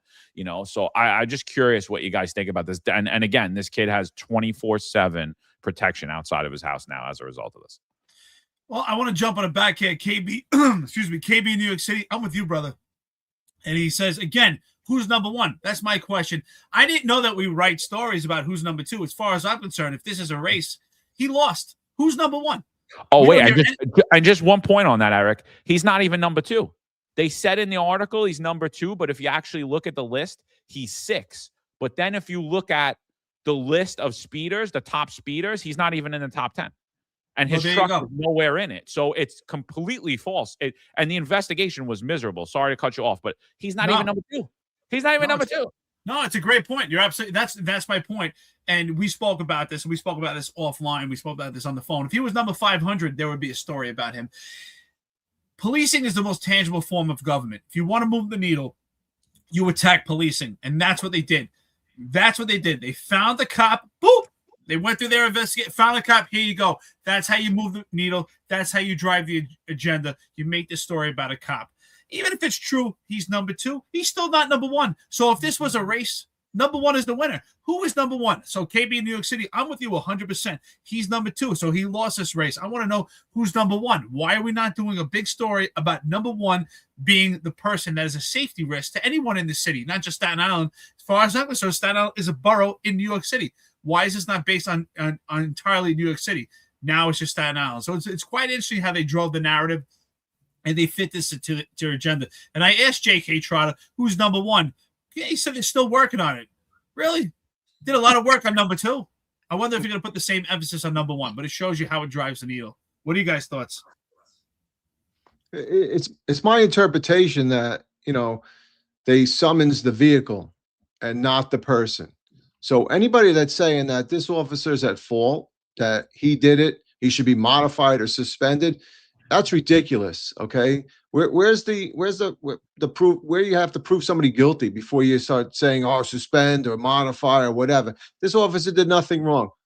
Prime example: my daughter, who has my registered vehicle, was doing work in Hillsborough County in Florida. Unbeknownst to her, there were speed cameras, there were cameras along buses, and there were quite a few violations that I received in the mail that I wasn't driving. I paid them, all right? So if Hillsborough County want to say, oh, look at all the summonses that Rob Lukach got up, yeah, you could say that, but I didn't do it, okay? And they're not giving summonses to my daughter. Okay, they're giving them to the car. So clearly this is a civil matter. We don't know. The presumption is that this guy was driving all the car, that James was driving the car all the time. And even if he was, we know that some of these things are well below the speed limit. When is the actual notice given? Like I think it was about a year ago, I had been in Staten Island for the first time in a long time. And again, like John had mentioned the other day, I was on the Waze app, and the friggin' thing is like every 2 seconds telling me, speed camera ahead, this thing. And at a point where I just said, just like John said, I might as well just do 15 to 10 miles an hour the whole way, because once I leave one, I'm in the next set. So this is a complete money grab, right? And some of it may have the effect of, hey, let's get as much revenue as we can, because the police officers, the traffic safety agents are writing the summons that I want. It's a big revenue thing. So now this to literally add another law where you could find somebody reckless or problematic because they've gotten all these summonses is ridiculous, because that was not the intent. Their intent is money. It's money driven. All right. I think that the councilman, right, that wanted to put speed bumps. I'm not a bit advocate of speed bumps. They do work, but I've responded to a few jobs with my police car, and the speed bumps aren't healthy for me either. But let's look at. I think years ago, also, I don't know, it was Madami's car was like the number one, not number one, but was also getting tickets too for going on over the speed limit and through these red lights. So I just think it's a clear money grab. And to add anything else and to look at, whether it's why would we even go down the list and see if it's an NYPD officer, right? That was clearly a search to discredit this officer. And do we know for a fact he drove? No. I don't think it's a fair assessment. And if saying to modify or suspend for this, they're out of their mind. Let's talk about, due process. And, when you're going to say modify and suspend, there's no due process at all right there. So, you know what, just keep getting your money and that's all you need to worry about. So. Yeah, I agree. I think there's clearly an agenda going on here, I mean, you just have to look, this is the DOT's Twitter account, right? And this is Transportation Alternatives. You see that there seems to be some sort of coordinated push right now for that bill for the Super Speeders Act to get passed.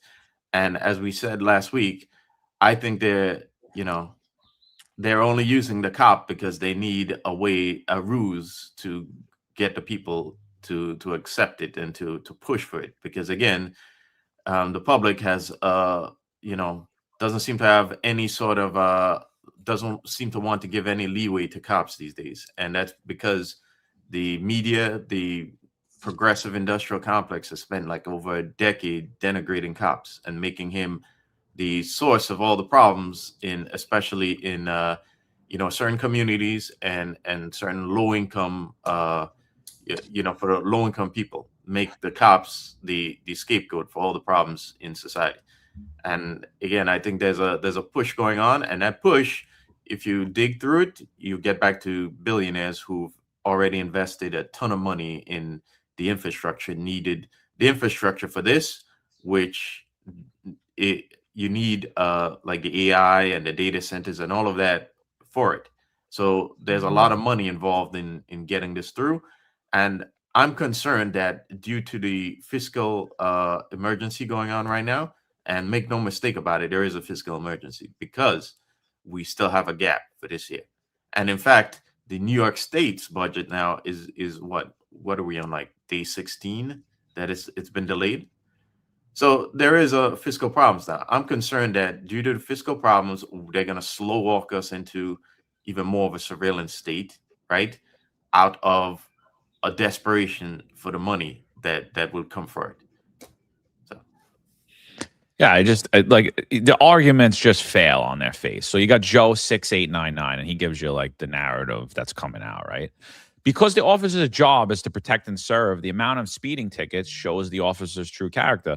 Again, Joe, we have what's called the Fifth Amendment in this country, and as well as the Fourth Amendment, and we have due process. This officer was never found guilty of speeding ever. So, you're at this point, it's basically slander to say that, in fact, he was. I understand why you say that, because his union representation is weak and feckless.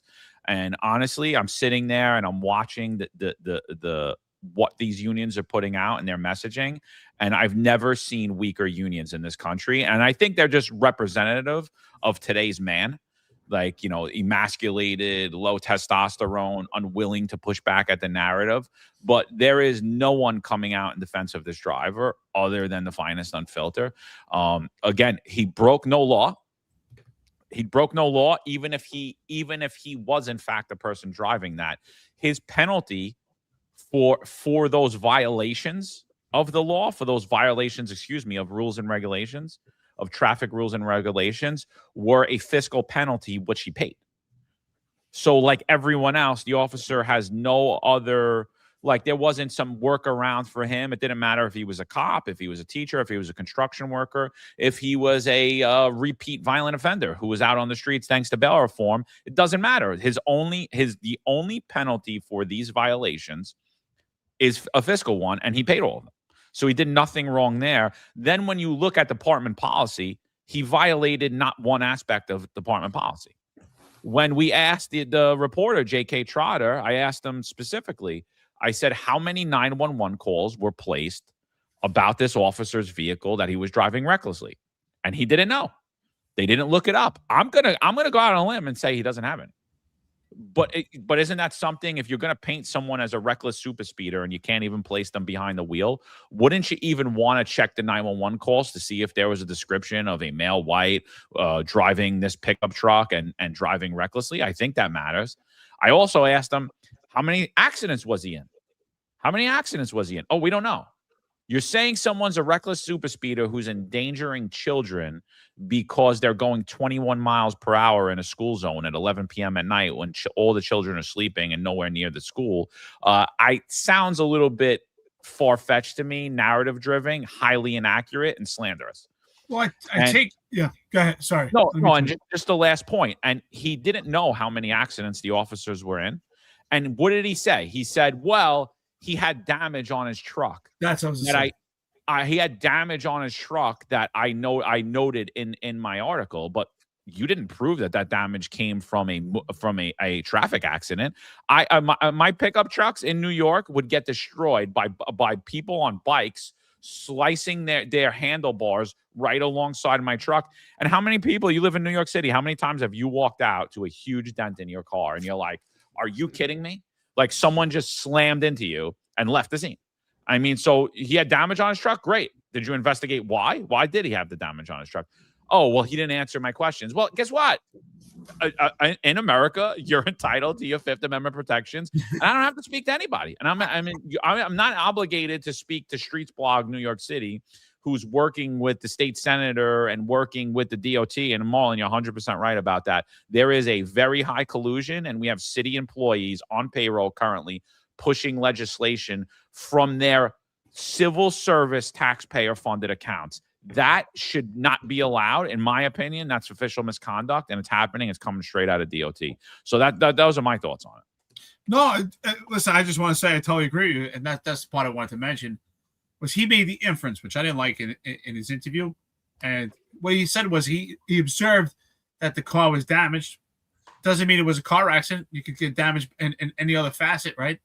I mean, plenty of times I damage my cars. I always love to have fast cars. Not a good place to have fast cars in New York, right? With the snow, I couldn't get out of my own way. And sometimes I've hit the back on a Dodge Challenger I had on a pole trying to get out of the snow, things like that. So it doesn't necessarily mean he got into an accident with another vehicle, because he also made the inference and said that you could assume that he got into an accident and caused injury to someone because there was damage on the car and because he had tickets. Now, I like to test logic. And according to his logic, we should shut down almost every business in New York City. And I'll tell you why. In New York City, and John, you worked in Brooklyn South, and you know 6'6" to the 6'2", you have guys assigned to those precincts who give parking tickets. And they give about 50 to 100 a day to FedEx, UPS, and all these businesses that get parking summonses every day. And you know what they do at the end of the year? They pay them. At the end of the year, they pay the city thousands of dollars for parking summonses that they accrued while doing their job. And to me, it's almost on the same level. Did they do anything wrong? Did they violate the law? No. They had illegal parking summonses to continue running their business, and they paid them. And that is the point. And if we test the logic, to me, it's on the same level playing field. But again, to move the needle, the most tangible form of government is law enforcement. And people already have a disdain. If you want to drive the needle and get people emotionally invested, the reason why I say emotionally invested is they're not thinking clearly and thinking by logic, you attack it with a police officer. It didn't matter if this police officer was number 500. They would have said that a police officer is on the list. The fact that he's number 2, how they semantically put him as number 2, and John is saying he's number 6 in some ways, other numbers, it doesn't matter. Somehow they were going to put a cop in there and make it happen. They didn't figure out what's the occupation of number 1, what's the occupation number 3. They found out here's a cop, boom. And it works out great. Why? Also, here's a cop in Staten Island who's white, who's most likely Republican, fits all the molds to have disdain. Disdain for law enforcement, disdain for the white male, disdain for the Republican, disdain for Staten Island, right? It's definitely one of the hated boroughs in New York City because it's predominantly Republican. At least it was before the last mayoral election, before a majority of them got behind Cuomo. But I think a lot of that is done on purpose. They found everything that fits the right characteristics. White male, cop, Staten Island, Republican, fits all those facets. Well, what are your thoughts, Rob and Marlon? Yeah, no, you know what it kind of reminds me of is like the overtime list, right? When, you're number 1 on the overtime list, but the list has taken off people from the chief of patrol's office, the chief of department's office, the PC's office, and suddenly I'm number one. But you know what? I'm not, right? There's other people that are on there. So now they go down this list and they take who are the people that they took off, to make this officer number two. Okay, where are they? Okay, what was the defense for them? And again, this is a civil violation, right? So we're talking about there's no culpability, there's no presumption of guilt or anything else, right? Our Constitution says a presumption of innocent until proven guilty. So just by paying the fine because it's on my vehicle doesn't mean that I was the driver, doesn't mean that the infraction was happened by me. To your point, I own a pickup truck. I've unfortunately backed into fences, doing work in the yard. I've hit other things. Accidents happen, all right, and it's not always something that you think is a vehicle into another vehicle. That those things happen all the time. So to say that this officer is the problem, it's just a complete stretch to find that NYPD officer and blame him for the disdain, like Marlon and John and Eric have been saying, is the disdain for the police department, and to prove that this individual is out of control and he's completely violating every rule and everything else. What about all the other people on that list? I mean, we don't even talk about them. So it's ridiculous. It's just a complete play, and it's not fair to that officer. That he has to have protection or he has to worry about his family. I mean, when I saw that news reporter walk up to the door, and I believe now we know that it was his mom that came out. He's like, listen, if he went out to my mother-in-law's house, she would have killed the guy. So he's lucky he's not dead, But it's ridiculous that the infringement that they think and that they can do, just for that fact. But listen, there's a reason why those tickets are given to the vehicle and the owner of the vehicle, and not to the operator, right? A violation, as we know, the laws of arrest have to be within our presence, within our geographical area of employment. And okay, you give parking tickets out, right? An unoccupied vehicle. Who does a parking ticket go to? It goes to the registered owner. I don't care if my wife drove it, my son or my daughter. If they parked it and they got a parking ticket, I get the summons. Okay, so how is this fair? You just can't go fishing and so all of a sudden say, oh, it's an NYPD guy, and that's going to be that's your lead story. Give us the whole story. They're only giving us a fraction of what they want to make and to get their clicks and to get the watches and everything else, and to make the NYPD again look bad, and particularly this officer. Yeah, agreed.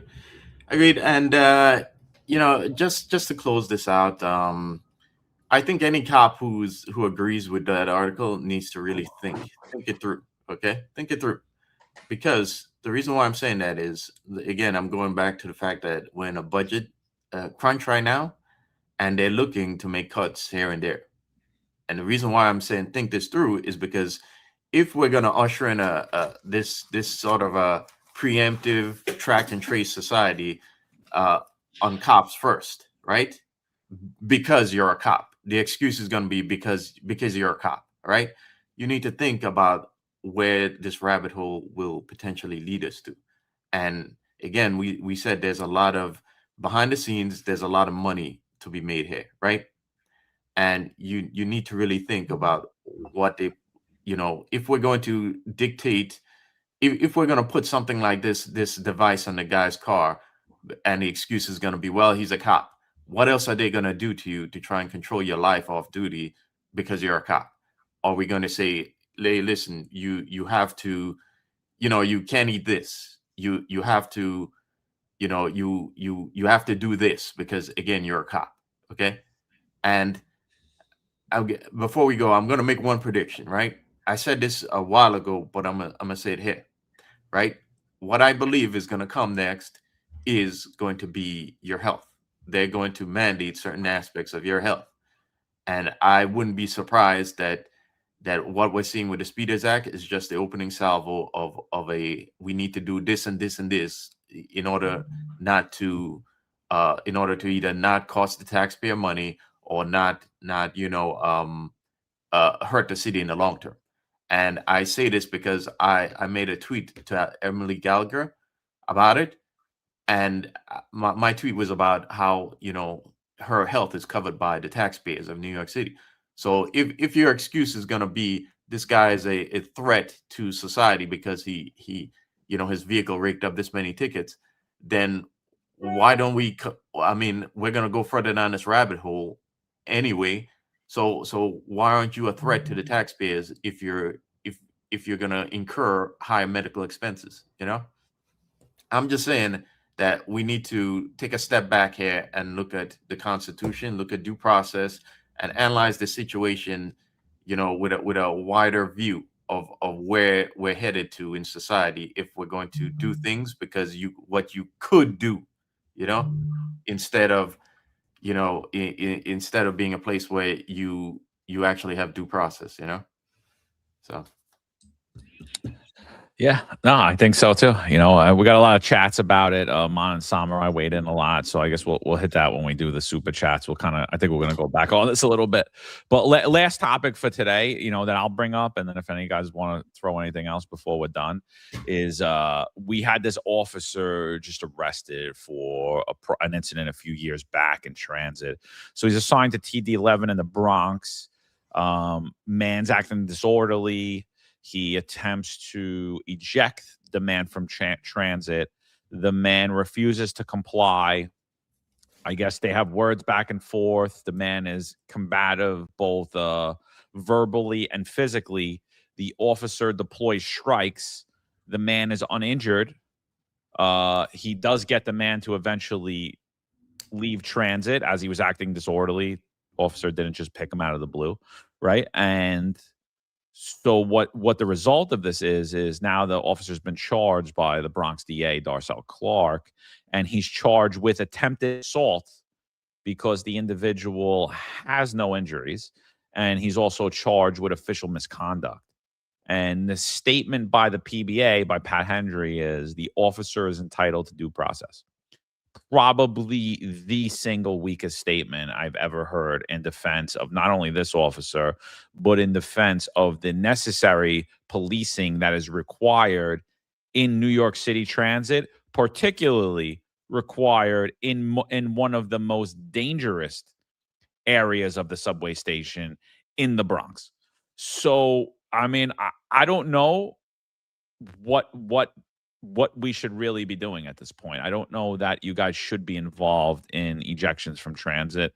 I don't know that you should be getting yourselves involved in any of this, because if in fact you do have to deploy any type of force, you will be charged with a misdemeanor for if you violate any ramifications of the diaphragm law, as now, even if you strike somebody or attempt to strike somebody. So you really have no tools at this point. And even if you didn't and technically assault someone, we now, for the first time, have a cop on duty charged with attempted assault and official misconduct.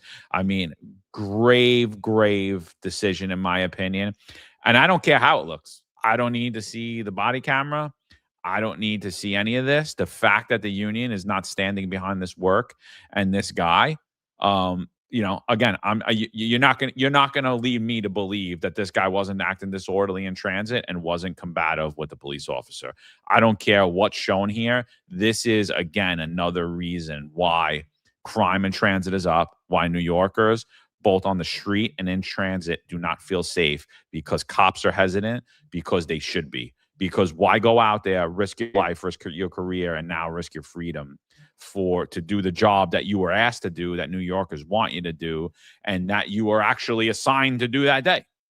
So I don't know what you guys think about it. I know we don't have the video to really break it down, but I'm just looking at it overall, and I just see this as a horrible precedent. I mean, the guy's uninjured, and we're charging a cop we're charging him with attempted assault now. John, we don't need to see that video. I'm with you. I approve that message. And I can tell you this. I speak to cops on a constant basis. A lot of them are rookies. A lot of them tell me about the turmoil that's going on in transit right now, especially cops that are getting numerous civilian complaints because of transit ejections. No support from the job. They're filling out threat-resistant injury reports for actions taken in transit for ejections.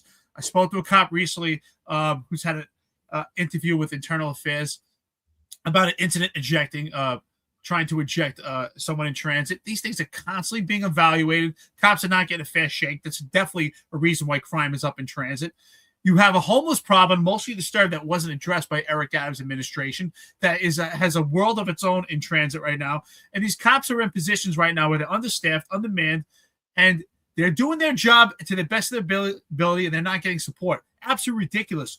If you strike someone and cause no injury, you're lucky if there's a harassment report. But yet, for a cop, it's attempted assault. It's the most ridiculous thing. Same thing I've been saying to the unions, to respond and say we're going to pack courtrooms and say, oh, you deserve due process. To say that is a little bit too late. Eric Duran was afforded due process also, and look, he was sentenced 3 to 9 years. It's way too late. We need to take preventive measures now. And that's by standing up to the upper echelon of the job that wants their numbers, that our cops in transit cannot do ejections until they get supported. Because if they have to worry about like this right now, just like it happened to Juan Perez was convicted of assault, was the most biggest bullshit, respond to a 911 call, dealing with a emotionally disturbed person. Luckily, he wasn't sentenced, but cops going forward will be sentenced. This is absolutely ridiculous. The union has to do a better job. You can't just stand up and say, oh, well, pack courtrooms and you deserve due process. What are we doing about it now to prevent cops from getting in the situation? And you're absolutely right, John. For one, the diaphragm law is aggravated every time a cop uses force. Left to use brutal tactics, which are strikes. Strikes are necessary, something they teach in the police academy, something that you should use, especially without the diaphragm law. And without those two, what are the cops left to use? They're running out of tools. Can't use a taser every time. Can't use the pepper spray. The reality is, the cops, unfortunately, and I don't recommend this, but they have to avoid doing their job. That's the reality, because they're not getting support from the unions and no support from the leadership. So right now, if you're taking part in self-initiating ejections in transit, you're putting yourself in this situation. I don't even need to see the video. Cops have rights to defend themselves. Cops have a right to make a presence. And if you don't like the fact that cops deploy punches, well, how do you think they're going to protect people when you have the diaphragm law? Absolutely ridiculous. This is what we're dealing with in New York City. Just insanity. Nothing makes sense. It's upside down. It doesn't even meet logic. Yeah, you notice the new trend is cops getting indicted for on duty, defending themselves on duty or using force on duty. That's a new thing, and it's not just here, because I brought up the example of what's happening in Boston. This is a new thing, and me personally, I don't believe any of this is coincidence. I think you need this is part of the all problem, reaction, solution, dialectic, where in order for us to get more invested in cameras and all that crap, you need more chaos. And I think the Soros DAs and the all these politicians connected to big money are enabling the problem so that big money can come in with the solution. So, I mean, we're talking about police officers that are trained to use physical force, and that force can escalate, right? Under the law, we're allowed to actually use that. We actually used it, allowed to hit people, take them down. It's part of the business as a police officer.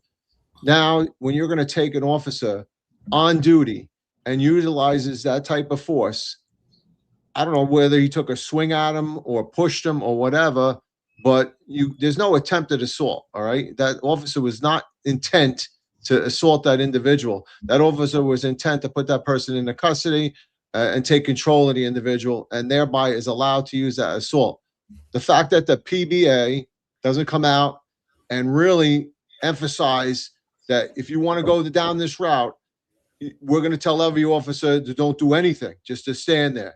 And Eric, to your point, this is not just a PBA issue. This is a management issue. Jessica Tisch herself should be coming out with a statement that this is absurd that the district attorney in the Bronx is going to charge an attempted assault, let alone an assault, is out of mind. And every citizen in the Bronx should be totally against this as well, because now you're telling them that the officer can't even do their job while they're on, in uniform, working the job, and it's just ridiculous. I mean, they really have to come together. I mean, this is everybody should go against this DA for prosecuting this. I mean, I was a cop in the Bronx for 7 years, before I got promoted.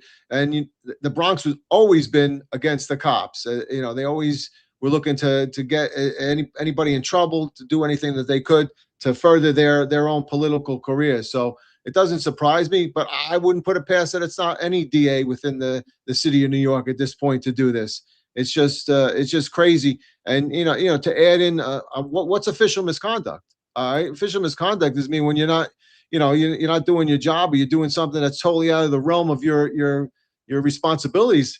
That's absurd too. I mean, they're literally doing their job. They're enforcing a law. Okay, so I just don't think. But there should be a lot more outcry than just somebody's making a simple statement and saying to cover this. No, there's a lot more to this. It's more in depth, and it rises all the way to the top. And somebody should be saying something. Yeah, absolutely. And HFL brings up a great point in the chat. He says, "Can you charge a perp with attempted assault on a police officer?" The ADA would laugh. The assistant district attorney, and I think it leads to a greater point, is that like the unions and society have been so emasculated that they can't stand to see any force deployed whatsoever. So, as a human being, and as it relates to self-defense or even a police officer, you do not have to wait to get hit in order for you to deploy force. If you feel somebody is acting in a violent and tumultuous behavior towards you, and that confrontation is going to lead to a higher level of force, and in fact, they're jerking at you or making a movement, or you feel that that's about to happen, you have every right to defend yourself in this country as both a citizen and especially as a police officer. And we're trying to blur that line and saying, no, you can't. No, you can't. You have to wait to be hit before you could strike. Oh, and even if you hit and you don't cause any damage, we'll just charge you with attempted assault. And again, Pat, that was by far the single weakest statement I've ever read from an elected union representation. It's a disgrace, honestly, dude. You should really resign. You, Vinnie Valalong, you should really resign. I honestly think I think Scott Monroe is like a Timu Ed Mullins. I don't think he's anywhere on the level of an Ed Mullins. I think Ed Mullins was the last union representative that we've seen in the NYPD in New York City, where he actually stood up for his workers. And I think Scott Monroe couldn't even shine his shoes, to be honest with you. But I think right now, if I had to say like who's the better of the bunch, I'm going to say it's Scott Monroe. But I still think he fails tremendously. And I think the level of representation that cops have today in the NYPD is abysmal. And I 100% agree with you, Rob. Jessica Tisch should have came out too. But I also think the level of leadership, and I won't even call it leadership. Again, I'll call it the level of politically appointed management that is in the NYPD and has been in the NYPD for this last decade is abysmal.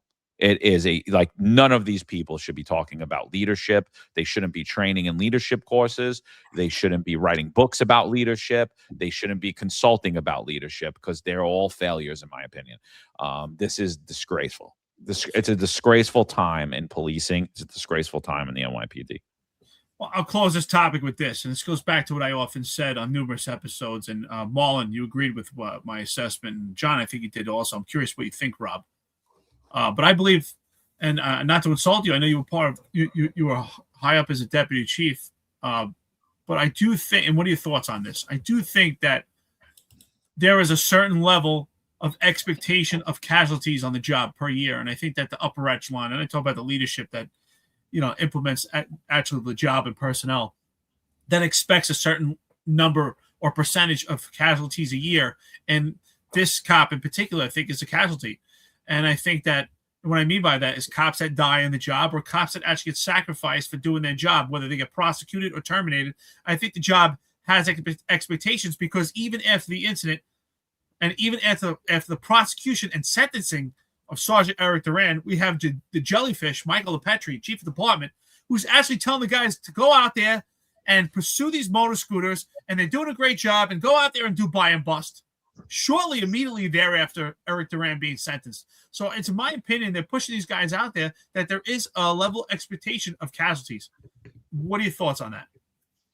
Yeah, no, I think what it is there's a lack of balls by the people that get promoted and move up. It's all self-serving, and I'm not saying I didn't. I'll be honest with you. I probably fell into it a little bit myself. You know, it's because, hey, do I want to associate with that individual, or am I gonna, if I put up my front on this person, am I gonna be ridiculed? Am I gonna be pushed to the side? And absolutely, you will be 100%. One individual that I can proudly say I stood up for was with Kenny Boss. You know, he was involved in the shooting, and he was eventually sent to ESU with no guns, right? And his ID card never even said restricted, modified, anything. He just had a regular ID card, but under Commissioner Kelly, he wasn't allowed to have any guns. And I told Kenny, I said, listen, I agree with what you did. I understand the shooting. I understand everything that went on, and I'm 100% behind you. So eventually we pushed, and I think he eventually got into aviation, became a pilot under Jimmy Cohn. So I mean, I was happy that I was able to move him forward. I'm not saying I went up to Kelly and said, hey, this guy deserves a gun, but I think what, to your point, Eric, is that there's a lot of people up there that are completely ballless, they're self-serving, and they're not going to stand up. And to this incident, this is not just a PBA. Okay, where's the SBA, the LBA, the CEA? Because at any time it could happen to any one of them out there. Okay, you have chiefs with bullhorns out in the middle of the scene. That chief could take a swing at somebody, and the next thing you know, they're arresting him. So this is not just a single union problem. This is a department problem. That's why I said, Tish should be coming out, but every union should be standing up. As weak as Pat is, hey, Scott, step up. All the other union presidents step up and make that coalition that you often talk about and present it, because this is a type of atmosphere and type of things that can happen and can derail somebody for absolutely no reason, for just doing their job. So should the upper echelons department finally grow a set of balls? Absolutely, and that's what we need. We need people that are going to stand up and be leaders and not just be led. And I agree with you. So I think the change needs to come, and I don't know if it's going to happen under Tish. I don't believe it will, but eventually I think people are going to get sick enough. And I know you, Eric, you often speak about, like, all the chiefs should get together and say, hey, we're not going to take this. Yes. There's strength in unity, and that's what you need. You can't talk about the individual. I don't want to get demoted, or I don't want to be sent to Staten Island when I live upstate New York. I don't want to do this to Long Island. Hey, if you all stand together, they can't screw all of you, right? So I mean, that's what I feel. I do think it's gotten to the point where I expect them to form some type of coalition, say enough is enough, and we haven't gotten. I understand it's hard to stick your neck out and be a person, separate from the pack. But if they come together, some type of coalition, say we cannot accept what's happened. We can't be complicit. Then I can stand behind them. I mean, they have allowed the vaccine mandate to go through. They have allowed Mahal and Bethel to be terminated. Yeah. It's at what point do we say they need to stand up? Can we just keep going on and on? And I know John used that scenario, and many people have actually called me, told me that, to be honest, John, they don't like when you say that. But it's the reality. Oh, they would put your mother in the gas chamber, because it's the reality. It sounds crazy, but in the point of John saying that is like, okay, when does it stop? At what point? John, do you believe that they say, oh, well, at that point it's enough is enough? No, I don't think they would find a way to justify it. Dude, people talk about like gun confiscations in the country, and they're like, why it would never work here? Because the cops won't take your gun. And I'm like, the cops will barge in your house and take your gun. It's not even funny, dude. The minute they walk into work that day, they could be big 2A guys. They're at the range every day. No, they could have the Second Amendment tattooed on their arm. They will barge in your house the next day. Or maybe not even the next day, maybe the same day after giving this whole patriotic speech. Because, and I'm not saying everyone that swore that oath and wears that shield, but there'll be it'll be very few, maybe less than 2% of the job that would actually stand up. You know, if today I took over the NYPD and I'm like, yeah, all you guys are going to go around and you're going to confiscate guns from everybody, every legal gun owner. I don't care that the Second Amendment does not exist in New York City any longer. They would all do it. And you're lying to yourself. Yeah. And you're lying to yourself if you're saying you wouldn't. You know what I mean? Maybe you wouldn't. But think about the guy on your team. Think about your boss. Think about the guy sitting next to you. Think about all the guys changing in your locker room, all the women changing in your locker room. What do you want me to do? I'm going to get 2.5% next year. I'm not even at my pension yet. What am I going to do? Blah, blah, blah. And now you could just extrapolate that onto anything. And so, and I'm not lying when I say that. I truly, honestly believe that in my heart. I'm not exaggerating that fact at all. I believe the majority of law enforcement officers in this country have been emasculated. They will do absolutely anything they're told, including walking their own mother into a gas chamber. And I don't take pleasure in saying that. And I don't. And there's a lot of things other than just the vaccine mandate that we've seen. We've seen grown men take a knee before a Marxist terrorist organization and bow down and say sorry for things that they never did, and say sorry based upon things that were a complete lie. So, you know, I'm sorry if it butt hurts people. I get a lot of stuff about it. I get a lot of threats about it. And I really don't care because I truly, honestly believe it in my heart. And that's why I sleep well at night. Yeah, and that's why that's my point. That's why I've always had you back, of course. And I say, well, okay, if you don't like that because it sounds so harsh, so tell me where the boundary is. When do they stop? When did the Chiefs when did the Chiefs say I'm not taking a knee? When did the Chiefs say, you know what? I don't like the fact that they're running a whorehouse at one police plaza and people are making millions of dollars in overtime, and I'm not. And the cops in the precincts are scratching away, getting disciplined for having 20 hours overtime. At what point? Where's the boundary? Tell me that. So I don't think there is one. So that's why I think, John, it sounds crazy. Some people don't want to hear it, but you're right. I approve the message. Where is the boundary? When are they going to say? Because no one's standing up saying right now, Michael Petrie, how the hell are you telling these guys to go out and do buy and bust when Sergeant Eric Duran is going to jail for 3 to 9 years? I don't think anyone's telling them that. They're like, Chief, you're right. More buy and bust. Okay, more buy and bust. But I'm not even just saying for the Chiefs. I'm saying for every rank all the way up.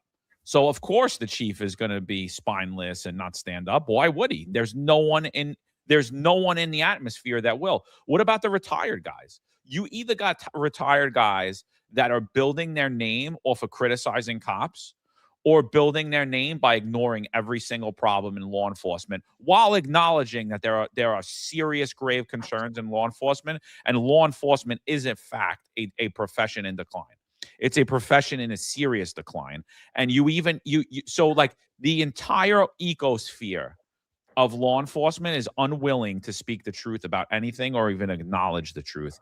And then you sit there and you go, you know, and I love it. Everybody's like, you know, why are these guys, like, why is everybody listening to them? Why do they have such a big following? Who the fuck was John McCarry? Who cares what this guy got to think? He was a bum lieutenant. Who gives a shit? Why is it this guy? It's like, well, it's real simple, because all of you are not saying anything, and we're the only people saying it, so we become the bad guys in the target, even though you all agree, and you sit here and you know the majority of stuff that we're saying is absolutely correct.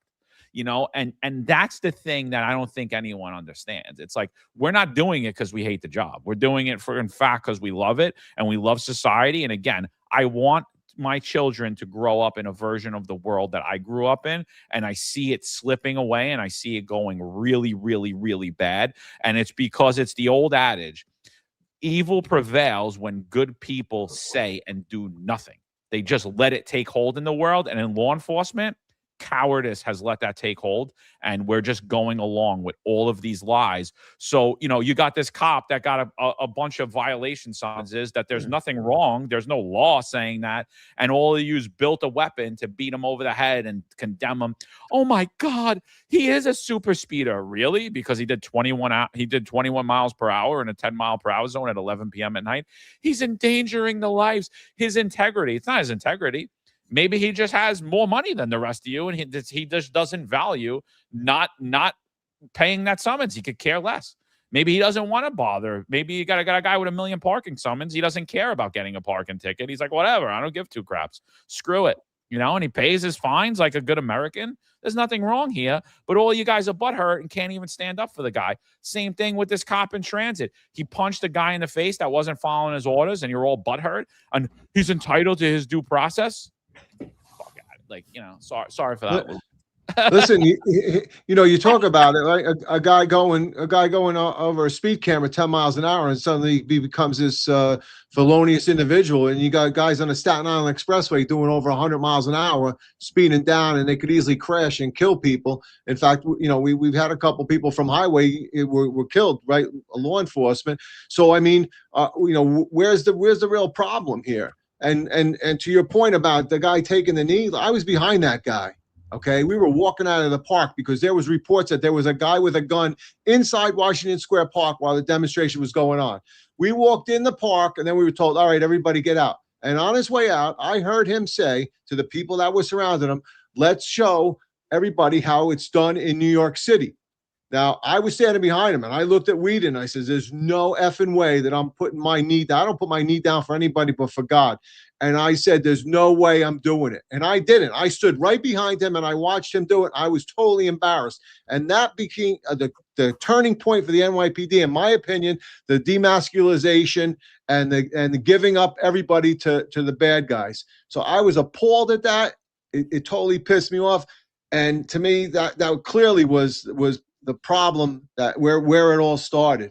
And it didn't do anything, right? When I always talk about you can kneel, you could do this, you could do that, and what does it do? It's you're one job away from somebody else complaining about you. So let's go out there and just be police officers. Give the police officers the capability to make the arrest, use the force necessary, and sure, justify it and be critical of it, but let them do the job, because right now they're just completely cutting your balls off and they don't want you to do anything. And it's a sad state of affairs. And to your point, John, 100%, I only do this because I care about the job. It's a job that I loved. All right. I care about everybody that I worked for. All right. Whether they hated me or not. And I had people that hated me, and that's okay. But I did my job, and I made sure that I tried to take care of everybody as best as I could. And that's what you do. So, and now in this aspect, which I love, and I understand completely what you said the other day. This is a therapy for a lot of police officers, both on the job and retired. And it's important to get the word out, something that the job doesn't do, right? They proclaim they do, but they don't. Here it's done on this podcast. So it's very important. And our job now, what I believe, is to give our voice and make those things known. People will say, well, why didn't you do it while you're on the job? Yeah, you're right. Maybe I could have, maybe I should have. But you know what? I learned, and I'm trying to give what I've learned and my experience to other people, so that you guys can maybe make the change that maybe I should have made and I didn't. That's to me is the most important thing. Yeah. A lot to follow up on that. I think a lot of that. I think that was kind of a mic drop moment there, Chief Boom. Lukach. Yeah. but He ain't taking no you know, I think it's more than just cops being sent out there to do a job under impossible circumstances that gets them in trouble like this cop. I think we're seeing it. We're seeing it in the entire system. We're seeing also cops. I'm going to bring up this which we haven't talked about for a while, right? Remember this incident? This is the captain who downgraded some crimes in transit, and he lost his command for it, right? We're seeing cops being put out there in a whole bunch of other circumstances, and you're being put out there as the scapegoat for a lot of problems, and you're not getting the support you need. And I'm bringing this up again because I'm also hearing that the captain's about to get promoted again, and the sergeant is looking. The one of the sergeants already said that he changed it in a GO 15, but the other sergeant they're looking to make him the scapegoat, and if you know who I'm talking about, you guys as our viewers who know what I'm talking about, and you know the cop, you know the other sergeant, you better tell him to find his balls and speak up, because he's about to lose his job and become the scapegoat for all of this. Okay. And the point I'm bringing up here is that you guys know the problems, but you don't want to speak up for it. You don't want to you don't want to say anything out loud because you think it's going to come back to you and come back to your career. But we're at a point where you see what's happening to you in the news. You see what's happening to you when you take action on the street. And the point where we're almost at a point of no return, where you have to say something. Otherwise, that fire is going to come for you. And you're the one who's going to end up being in the news, losing your job, going to jail. Okay. You have to go to your unions. You have to speak up. You have to pay attention to what's going on, and you got to stand up for yourself. If you are in a situation like that sergeant that I'm talking about, you think that just by remaining silent, you're going to play along and the system's going to help you. And it's not. You're going to get screwed, and you have to wake up. And again, I'm also bringing this up because I want to point out that the coming months are going to be kind of rough, right? And you're already seeing talk of unprecedented pushes for things in the media. Again, the Super Speeders Act, putting a device in somebody's car when, there's a lot of due process concerns there, right? But we're hearing talk of Mamdani delaying pension payments, right? And my question is, what is it gonna take for you to speak up? Is it gonna take for you to wait until your unions sell you out on that for you to speak up? Because now is the time when you have to participate, not when it's too late, not when after things are done. Okay. Now, pension and fringe benefits make up 1/5 of the city's budget. Okay. And there are many people in the ecosphere of academics and the progressive industrial complex who are already talking about it, who already have eyes on it. So you're not talking about what's going on when you take action on duty and you get collared and you're facing jail time like Sergeant Duran, but you have to start talking, because you have to start talking and paying attention, because that fire is coming for you next. Okay. So. Yeah. We'll definitely touch on the pension. I think on Friday we'll get into that. Like I said, I think we'll have Marianne Pizzatola on. I'll just make sure she's good for that. She has a lot of thoughts on that as well. So anything else before we get into the super chats? Anybody got anything? No. Good stuff. This is a great roundtable today. Just want to tell everyone 2 hours and 50 minutes into it. Like, share, and subscribe. And Rob, great stuff today, man. You really shine today. Really appreciate it. No, I appreciate you having me on. I love you guys. I think you guys are doing God's work, and I really appreciate you. And kudos to Pat. Great information. Really a solid guy. Built a phenomenal business. So I appreciate all his input as well. Yeah. No, I think it was a very informative, that whole beginning part. Especially having you two guys on. So that was definitely good. We'll definitely break some of that out, get that out there, that info out there. And honestly, if they listen to you, I mean, the president of the United States, regardless if it's Trump or anybody else, will be protected. We won't have to worry about continuing saying these things. That's right. So, it's honestly, it's a non-negotiable. I just can't even believe we're having this conversation again.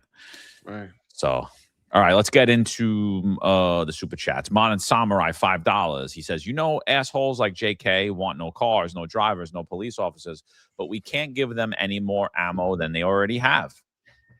We all know it's low-hanging fruit article, but you don't give your enemy the stick to beat you with. That's why it's problematic regardless.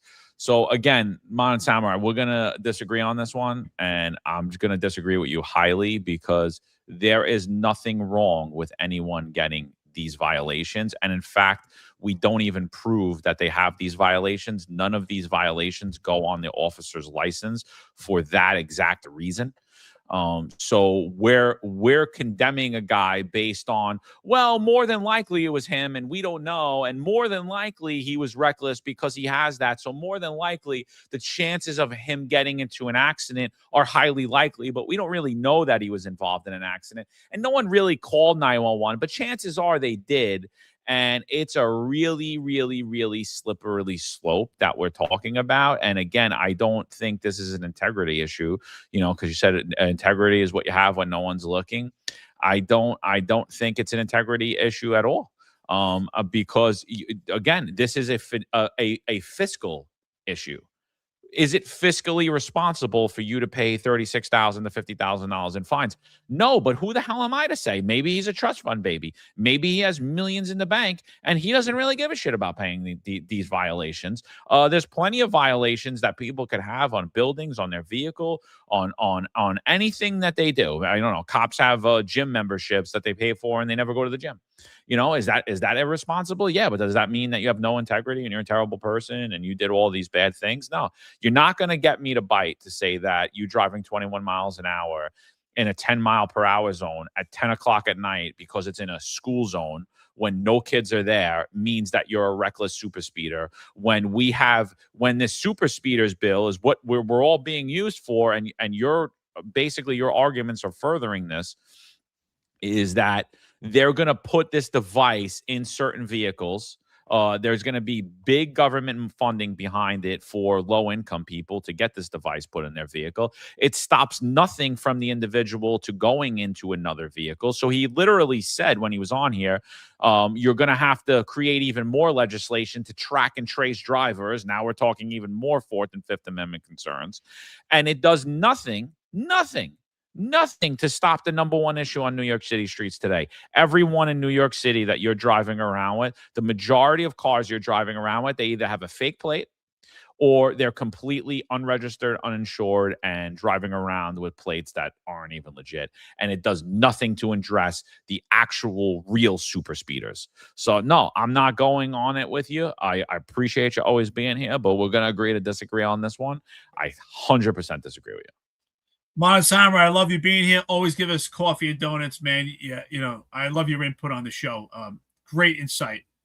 But with this, I think it's extremely problematic, which is why I asked JK, when JK was on the show, I said, hey, did you do a test did you contact Department of Transportation to make sure these things are accurate? Now, I get it.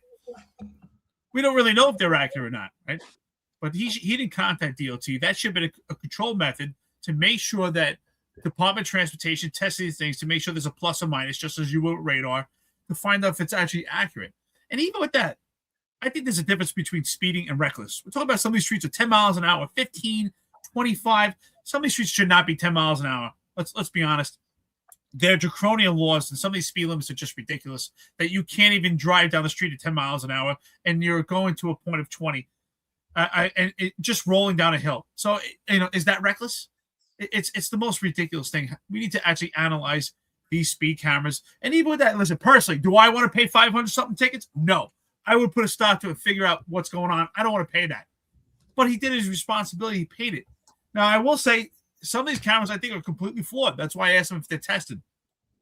Years ago, I remember I was living on the northern part of Staten Island. And John, and if you're aware of it, you know Staten Island well. When you're getting off the expressway, I think it's the exit. You get off, it's kind of like the service road towards Targi Street. There was a camera light there. I don't know if you know it. I don't know if it's still there. It's the whole way there. The whole way, all those service roads, anywhere that's near a school, they have that same speed trap camera. And there's one on South Avenue too. When you're getting off, it's the same thing. So it's probably the same one. You're coming off the highway. There's a school right on your right, and there's a speed camera right there. And 24 hours a day, you're going to get hit in a school zone. You're coming off the highway, and you got to stop to 10 miles an hour. Well, that's my point.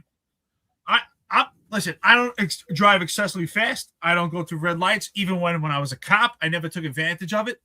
But I remember specifically, I think it was maybe it was a week or 2 weeks in a row that I got caught at that camera. And I said, what the hell am I doing here?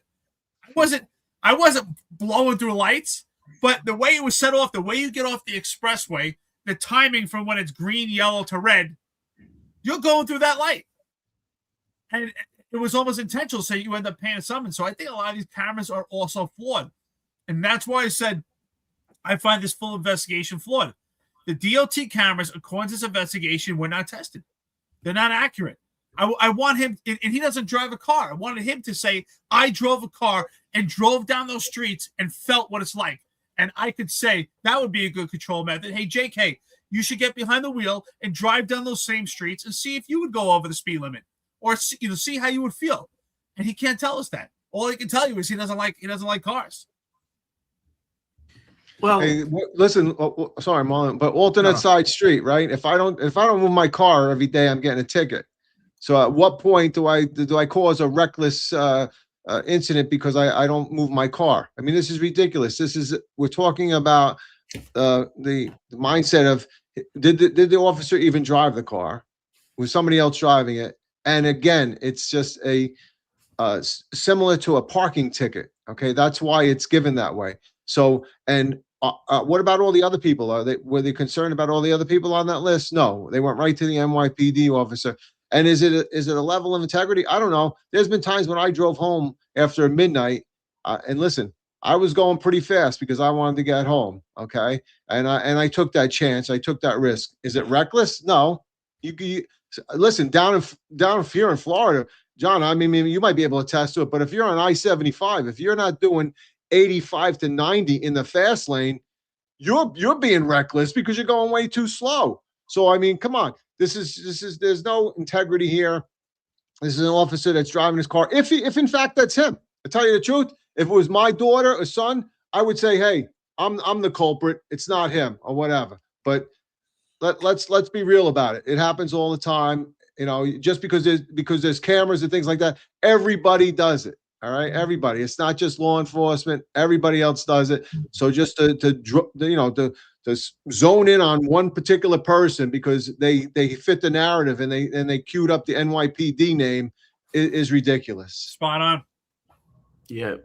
I remember being in New Mexico a while ago, and I'm driving 85, and I thought I'm already like, thinking, am I gonna get pulled over? But everybody else is doing like 100, and you're the slow guy there, But I just want to point out again that these guys, this entire debate is not necessarily this debate is a disingenuous one because there's an ulterior motive here for Streets Blog and transportation alternatives and that whole ecosystem they're involved in. Okay, and that agenda is to get rid of cars. Okay, because again, the city's making moves to lower the speed limit in these school zones, which school zones I'll put in quotes because what exactly is a school zone these days when you have cameras like blocks away from the school and the cameras are still on at 2 a.m. in the morning, right? But they're looking to lower the speed limit to 15 miles an hour, and that means soon you'll be considered a reckless super speeder if you're driving 20 miles an hour in the city. And we're going past the point of ridiculousness now. No, I totally agree. And I think that the left is great at putting words out there and definitions. So what Eric just described to you is that Eric was involved in a scenario where, according to Streets Blog, he was driving recklessly, exactly, endangering children, acting as a super speeder. So if you're going to sign it for 400 summonses or you're going to sign it for one, it doesn't matter. They're changing the definition of it. And I think ultimately what you're seeing now is, if you're paying attention to what Streets Blogs and the rest of these trans alt activists are pushing for, they're pushing for 10 miles per hour throughout all of New York City. They're pushing to, and then ultimately to make driving so unbearable that you stop driving, you stop owning a car in New York City, and it forcing you onto public transportation. You only have to watch it. I mean, it started out at 35, then it was 30, then it was 25, now it's 20. Now, and there's school zones already that are 10 miles per hour. So, I mean, like, it's almost impossible to not get a summons at that point, and you're not a reckless super speeder just because the left said that you are. Just because Streets Blog said you're driving recklessly behind the wheel and they have zero proof of it doesn't mean that. And I just think we really got to be super, super careful what's happening. And what I think is a lot of people aren't super careful when they're reacting scenarios and situation. This is one that requires a little bit of thought, I think. And again, we're going to agree to disagree. And what should be done to the officer? He violated no department policy whatsoever. And it's just, this is what the goal is. And JK told you on here, he's like, it's not fair to label us anti-cop. We're definitely anti-car. Like, he literally told you it. He said it, bro. He said it. So I mean, I'm not gonna buy on their agenda. Again, it's the same thing like when you show me someone getting punched in the face and you think I'm going to call for the cop to get arrested and fired because he punched someone in the face. It's like, all right, well, what was the guy doing? And I'm just not going to bite on that stuff. I just refuse to. So, all right, let's move on. So what else did Monon Samurai say here? Oh, he said lack of sleep during gaming, Coachella, Las Vegas, perfectly fine. Lack of sleep during your job and serving the public, problematic. Like, I don't know that we'll ever really fix that in policing, or it could even be fixed. And I just know that with the lack of manpower that we have today, all of these problems will be exacerbated, and it'll be cops working on even less sleep and less ready to go. Yeah, absolutely. But Juan, I just want to go back to your point. When we talk about driving to New Mexico, I drove in New Mexico also. But I tell you, the scariest time I ever had, I drove an RV from Florida to California, and I was driving through Texas on I-10. And if anyone has ever been on I-10, you're in the middle of the desert, in the middle of nowhere, and at nighttime, I couldn't see my hand in front of my face, and the speed limit was 80 an hour. And I'm driving with a big RV, and trucks were flying past me and honking at me. Man, 100 was nothing on that road. So if anyone has an opportunity to drive down I-10 with a big truck, man, my ass was quivering at that point, man. I was like, oh my God, I was clenching up. So I know what you're talking about. Yeah. That was rough. Yeah. I was driving at night too, so I was a little nervous too. I'm like, damn, these guys just, I thought I was going fast, but apparently not. Yeah. Hey, who's those handsome fellas on there? I'm not built for driving like that. I'll tell you that. But look, this is the agenda. This is the agenda. Our websites, or myself in particular, are anti-cop. I think it's better. I think the lens through which we approach this is that we are more anti-car. There it is, people. Yeah. What does anti-car mean? They do not want cars. It's like being anti-gun. You don't want guns. Yeah. Oh, by the way, I have a question. Can you really can you really have freedom if you don't really have a car in America? Not counting other countries, because there are some countries that have a vast transportation network and are smaller than us. You live in Europe. Some parts of Europe, you can do it fine with a bicycle because you don't even have the space to begin with, right? But in America is different. We're a bigger continent. I'm not sure you can have true freedom in America if you don't have a car of your own, especially since we don't have the infrastructure, the modern infrastructure. I don't think you have freedom without having a car. If you live on a little island, maybe you don't need a car for freedom traditionally to get around that island. You probably need a boat for freedom, right? Yes. But when we're talking about, and there was something that JK said in there. He says, there's no God-given constitutional right for you to be able to drive or own a vehicle. And I think that is a flawed concept, because I automatically just started thinking about all of the times I'm like, have just on a whim, get in my car and go somewhere. Just on a whim, get in my car and go somewhere. And that is the ultimate freedom. So I don't believe that you could be free without the ability to drive a vehicle. I don't believe you're free at all. Because, there are large, especially you're in a continent the size of America, there are large places you would have a very hard time to get to without having a vehicle. And there's a lot of places, even in modern day America, that you can't even get to without a vehicle. So, Absolutely. I mean, it's unreal to have that point of view. Like, the bicycle's not taking me, your e-bike's not taking me. And, I think the stance on cars should be the same stance on guns. Out of my cold, dead hands. Like, that's it, There's two things I want to say here. So I recently went to Death Valley, California. If anyone ever has an opportunity, that's the hottest point in the entire country. And when I was there, just shows you that this country has always been based on transportation. And there's like a little museum there of people that worked in that area. And keep in mind, Death Valley is in the desert, middle of nowhere. There's nothing there except for similar to something like you see in the Grand Canyon. And I saw this little museum stuff, and I read about it, and they would transport everything by mules. And they showed like stacks, and they had 20 mules. So it's always been about transportation in this country. And that was their form of car. Without a car, I tell you, I drove throughout this entire country by RV. Without a car, you're dead in the water. You're not going anywhere. These people are isolated. They want people just to live in the cities. They don't want people to have land. They don't want to have small towns. So I say this. I'm not anti-car or anti-cop. I'm anti-striped shirt. That was the worst striped shirt, and I can tell you this. That's the number two. I'm sorry, the number two. That's the number 2 worst shirt I've ever seen. So I'm anti-striped, bright-colored shirts. That's what I want to. I want to put down a campaign right now and say that that's the number 2 worst shirt. If you can find the number 1, let me know. That's he did a lot of media that day wearing that shirt. By the way, one, I was like, that's brave wearing that shirt. You know. I also think it's a freedom of choice too. Listen, don't tell me my decision on whether I should have a car or not. And just because you don't want a car, then you have the opportunity to take the train, take the buses, ride a bicycle. That's your choice. All right, now you're taking my choice about whether or not I want to use a car. Okay, because to me, I agree. My car is my freedom. I'm able to go wherever I want to go. If your choice is a bicycle, then that's your freedom. But let's stay in our lanes here. All right.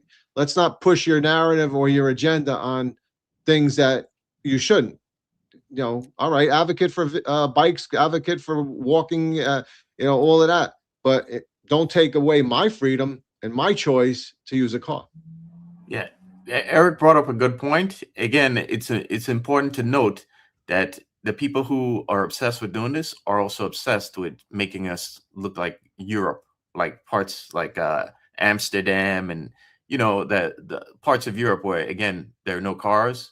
A lot of streets are too narrow, but people use bikes, and that's fine for where they are. It's what they if it works for them, it works for them. But this is America, and we're different culture. We were built differently. We have a larger country, and by the way, a larger country that really needs people to spread out. To be honest with you, because we have a lot of formerly great towns in America that are now look like third world countries, and those towns have a lot of cheap housing that a lot of young people, if the infrastructure gets built up, could move out there and start a family and raise a family in a cheaper conditions than it can certainly in New York City. So New York, America is different, and we have a car culture here. We have a transportation culture that's built from the ground up when people started, let alone moved here, but when people moved west, So yeah, I just think it's again, it's a disingenuous argument on their part. I do think that he's wrong that about the Constitution when it comes to that, because I think honestly, I just don't have the time. But I think if I had a garage, because I'm mobile, if I had a garage, I think I could build my own car, or at least something that is mobile. I think I have enough ability to build something, and if I don't throw a plate on, I just drive around. Who says I can't do that? I think that that is your right. If you can build something and put it together, why can't you use it? And the funnier part of the argument is that, like, they're so focused on cars, and they say nothing about all the unregistered, unlicensed scooters and e-bikes that are striking people on New York City streets every day. It's like, oh, no, you could do that because we're pro-bike. It's like, it's ridiculous. We're for safety. It's like, you're not really for safety. It's told to you so back when says cop senses rejuvenate on patrol during overtime. That's what we refer to in the NYPD as a overtime whore. It's told to you so back when. Modern Samurai says, Eric, educated or indoctrinated? ? It's the latter these days. Indoctrinated by the education system, radicalized by social media. Anything? Yeah. Yeah, I'm absolutely right. I mean, this. Listen, and here's the thing, though. I think about social media. I think this is a scary point we're getting at. I don't think that we can put restrictions on what people say out there. I think there's always been rhetoric. There's rhetoric during the times of Martin Luther King. There's rhetoric when Ronald Reagan was shot. There's always been rhetoric. I just think that we need a good law enforcement profession. We need the right leadership there, because if we start putting sanctions on what people say because it could be lead to political violence, now we're infringing on free speech. So I think that's where we get into those scary times of civil liberties and protections starting to cross over each other and not coexisting. I mean, look what they did to us. They labeled us the domestic terrorism for pointing out that they were lying about the crime statistics, which in fact they were. You know, oh, it's dangerous. You guys are dangerous. You guys hate cops. It's like, no, we don't. We just don't like liars. We don't like dirty cops, you know, sending their family out to go shake down businesses. We don't like dirty cops running whorehouses out of One Police Plaza. Like, no, we, that doesn't make us domestic terrorists. And I agree. Like there's a thin line. Again, I'm a free speech absolutist, so I'm not against the rhetoric, but we should absolutely have the balls enough to push back at it. You know, and there should be apparatuses other than just the Finest Unfiltered doing that. And, you know, that starts with you're paying for it out of your checks. It's called a union, and you're not getting any of that union representation. They tell you they're going to fight back online and against agitators, yet they have their comments off on social media. I mean, if that doesn't tell you everything you need to know about your type of representation, the cowardice and representation that you have, I mean, it's ridiculous. And we'll go further into that on Friday when we talk about the pension, because I know a lot of you guys are requesting that. And we'll definitely talk about that. We'll talk about all of that, you know, because I don't think you guys fully understand what's happening. No, they don't. No. Yeah. I see a comment in there also from Joe saying that Eric can't build a car. You know, Joe's never heard of car kits, you know? Never heard of car kits, right? Now, that's Joe 14. Yeah, Eric can't necessarily build a Mercedes-Benz in his garage, but you can build a car kit in your. That's what I'm talking about. Exactly. Thank you. Garage. Yeah. So Joe has 14% body fat, Marlon. Calm down. Relax. Don't get crazy. All right. Hey, Joe, I hope you're doing. You know, I hope this weekend, you know, didn't get you too upset and you ate too much, because that could get you at 14.2. You know, tough to get that bloating. You know. Yeah. Joe, you still have 14? Joe, women like the belly a little bit so they can rub on it, you know. That's what they call love handles, right? It's an aphrodisiac, baby, you know. All right, Monan Samurai says, all the world stage. Hard to believe anything these days. With AI, it's even worse. I mean, the other day, I saw Marlon with an afro. John was 6'4". Eric had no CCRBs. And Rob with a spot on one. Yeah. He should have asked me, what am I doing to keep that afro nice and puffy, you know, because I could use some of that hair right now. You know? I'll take an afro. I'll pick it. Clearly, Frank Reagan hasn't seen any RVs out there, dude. He's asking if I can go to Planet Fitness and take a shower. Dude, there are RVs that are probably better than your house. I'm telling you right now, there's $1 million RVs. You would be surprised, man. You better get to an RV place and see what they got. But no, I don't need to go to Planet Fitness to shower. Frank's has his shrine of Mike Marino that he's in front of. He loves Ron Lacey. Yo, Frank, come on, man. He's like, I wish I was like Mike Marino and I made chief and I worked out. You know. Right. Eric, I travel a lot. You can't loiter or trespass in any hotels without being approached or without being a patron or with one. Yeah. I mean, look, it depends the hotel, dude. It depends the staff, you know. I mean, I wouldn't paint the broad brush over anything, right? Some restaurants are good, some they suck. Some hotels are good, some they suck.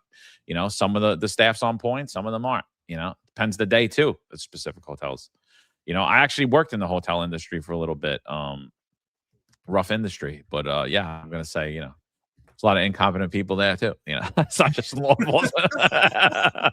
Yo, Frank, come over. Frank wants to spend a night in my RV. Sure, man. I got bathroom, showers, you name it. Is that gay or is that like? Listen, I don't know, man. You know, first time for everything. He's got a cry. The Finest 25, present for duty. Have a safe week, my friends. Safe week ahead to everybody. Appreciate you, brother. Monan Samurai again. That's the problem, John. People are safer at Disney than POTUS traveling around the country. Like, what the fuck? I mean, that's the thing, dude. And that was my point about the whole identification process. I'm not saying that we're ripping people's, like, you're not entitled to constitutional rights and you have no Fourth Amendment right. What I'm saying is that, like, prior to you booking that, or even if you booked it and they become aware of that event, now there's a disclaimer put back, like, hey, look, you're going to be subject to a stricter security protocol. Bag's going to be searched. We're going to have dogs being around. There's going to be a lot of press and media. If you do not want, well, refund your money, you know, or don't book here. You know what I mean? Because I would like to know if I was traveling there and they told me the White House Press Correspondents Dinner. I would like to know that. I don't want to be there. I don't want my wife there. I don't want my kids there. It's a target. I know it's a target. I don't want to be there.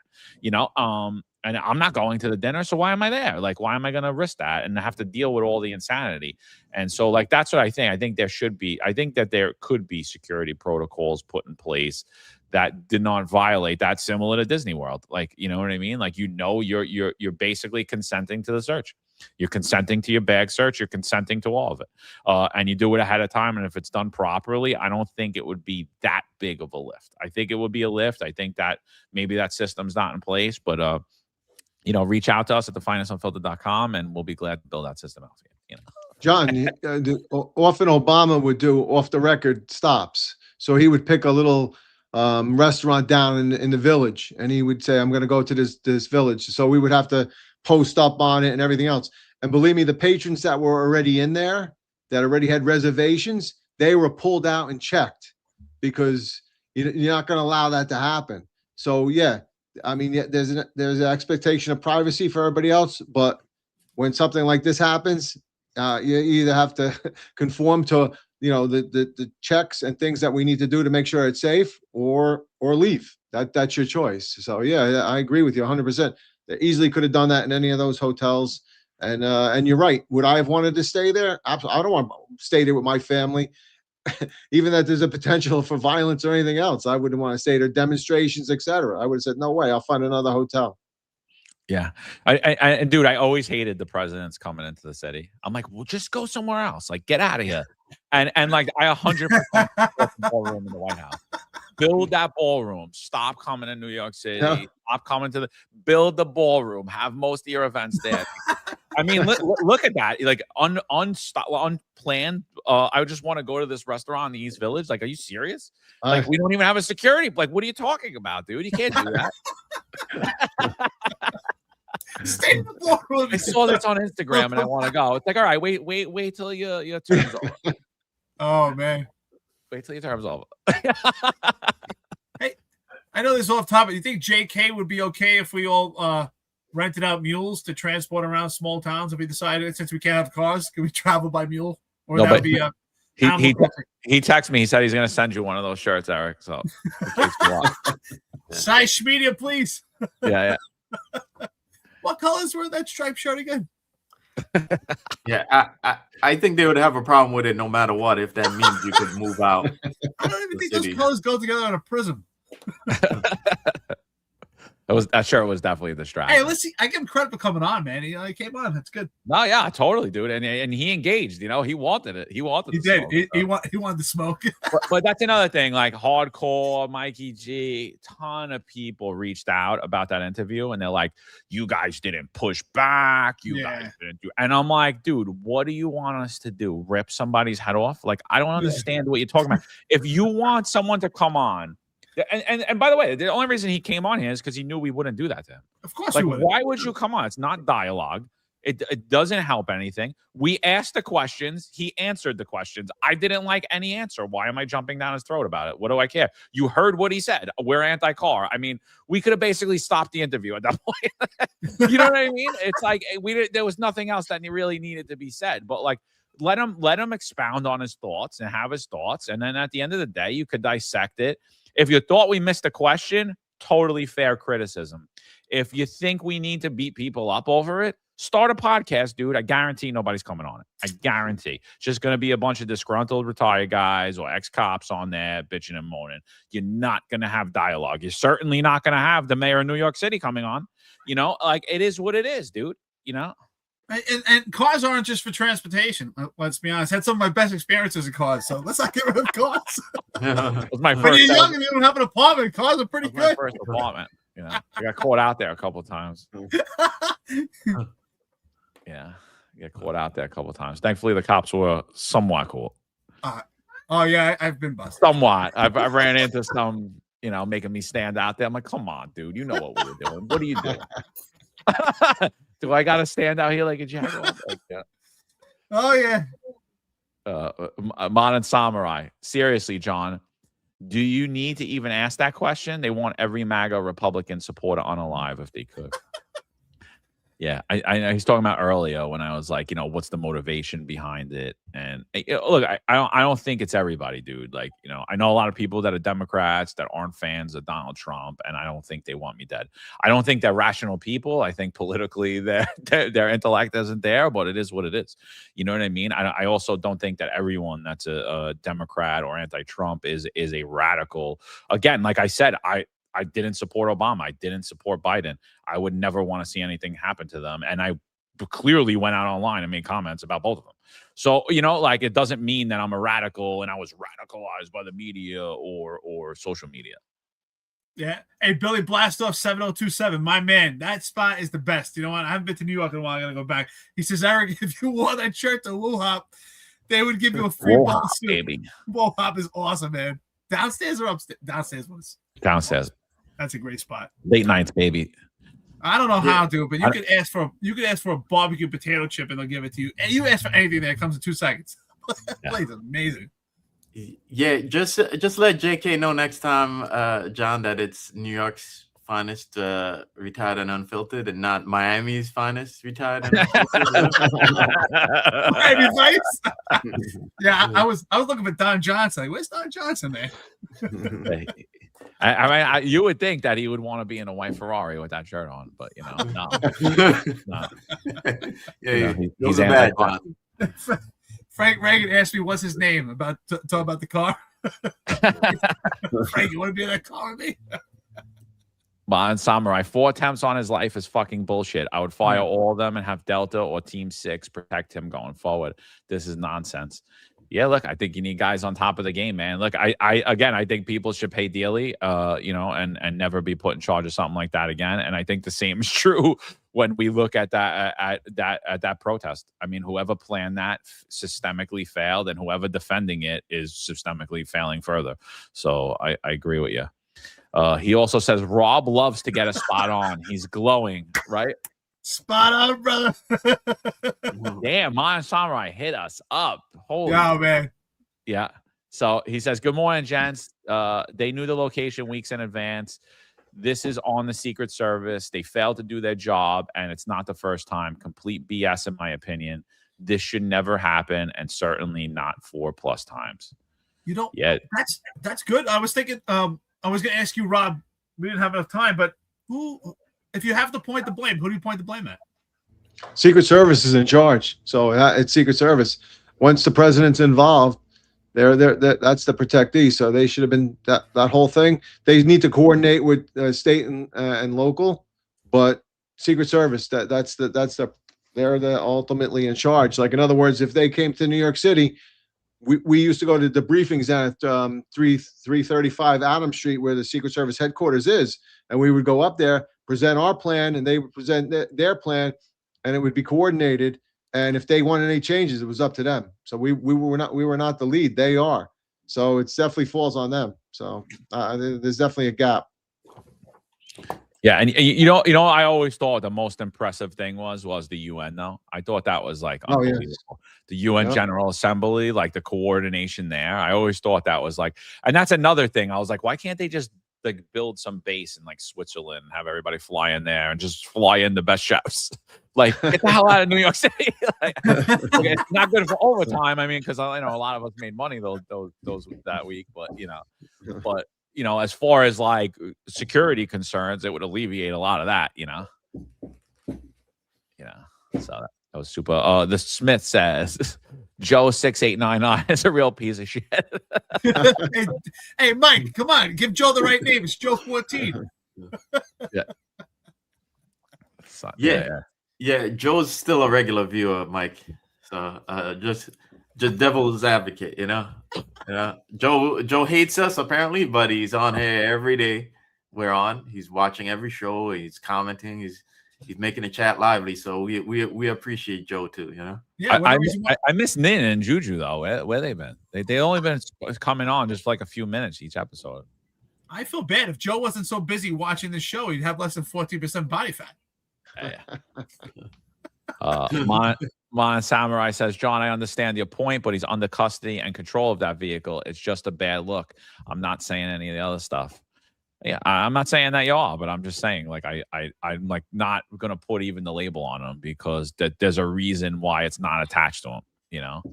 And then he said, "I support this channel because I believe in what we were doing here, and I love my time serving the city. I care because I want us to be the exceptional."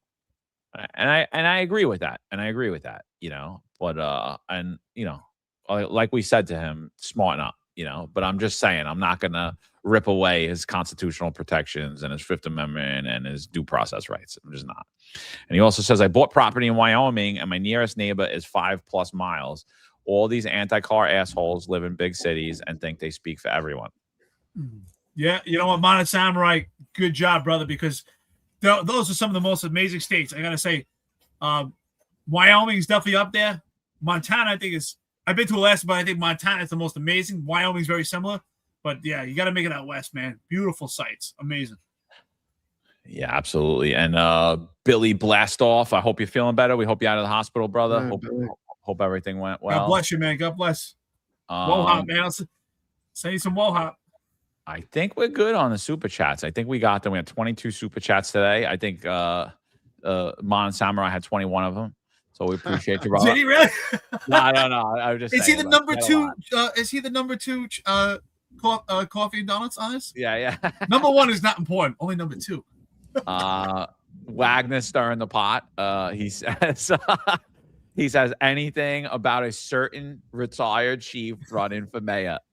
So we'll definitely talk about it Friday, but real quick, I personally think it's total bullshit. I think he's just trolling. I mean, no one's going to announce 3 years at a time, but really almost 4 years at a time that they're running for mayor. I got a really good kicker out of it and a laugh, so I was laughing. But for those of you guys and girls who are retired or contemplating in retirement running for office in New York City, understand your pension does not go on hold. You know, and I posted that out, and people like, what do you care if he runs? And I'm like, I don't care if he runs. You run all you want. I don't care. So this is America. Do what you want. But I just wanted everyone to understand that, like, you are, and you could run. You could become the mayor. You could become the mayor of New York City. And as per pension law, you could 100% collect your pension and the salary of the elected position you're in. So in John Shell's case, it's been reported that his disability pension is $295,000 a year. He says it's significantly higher than that. I don't know exactly what he said. I forget what he said. But he would be entitled to that. Plus, he would make the salary of the mayor and be entitled to a free mansion in New York City, Gracie Mansion. So, and if you read it here, 13,250 continuance of retirement allowance upon election to public office, notwithstanding the provisions of any general, special, local, charter, administrative code, or rule or regulation to the contrary, the payment of any pension from the police pension fund, subchapter 2 of this chapter, shall not be revoked, repealed, or diminished by reason of the pensioner holding or receiving any compensation as the result of his or her election to a public office under the state of New York or any city, county, or other political subdivision of any agency or board of the state of New York. So just so you know, I think that was a good fun fact, and I think all of you guys should get involved in the game if you still care. Yep, he could be Mayor Ankle.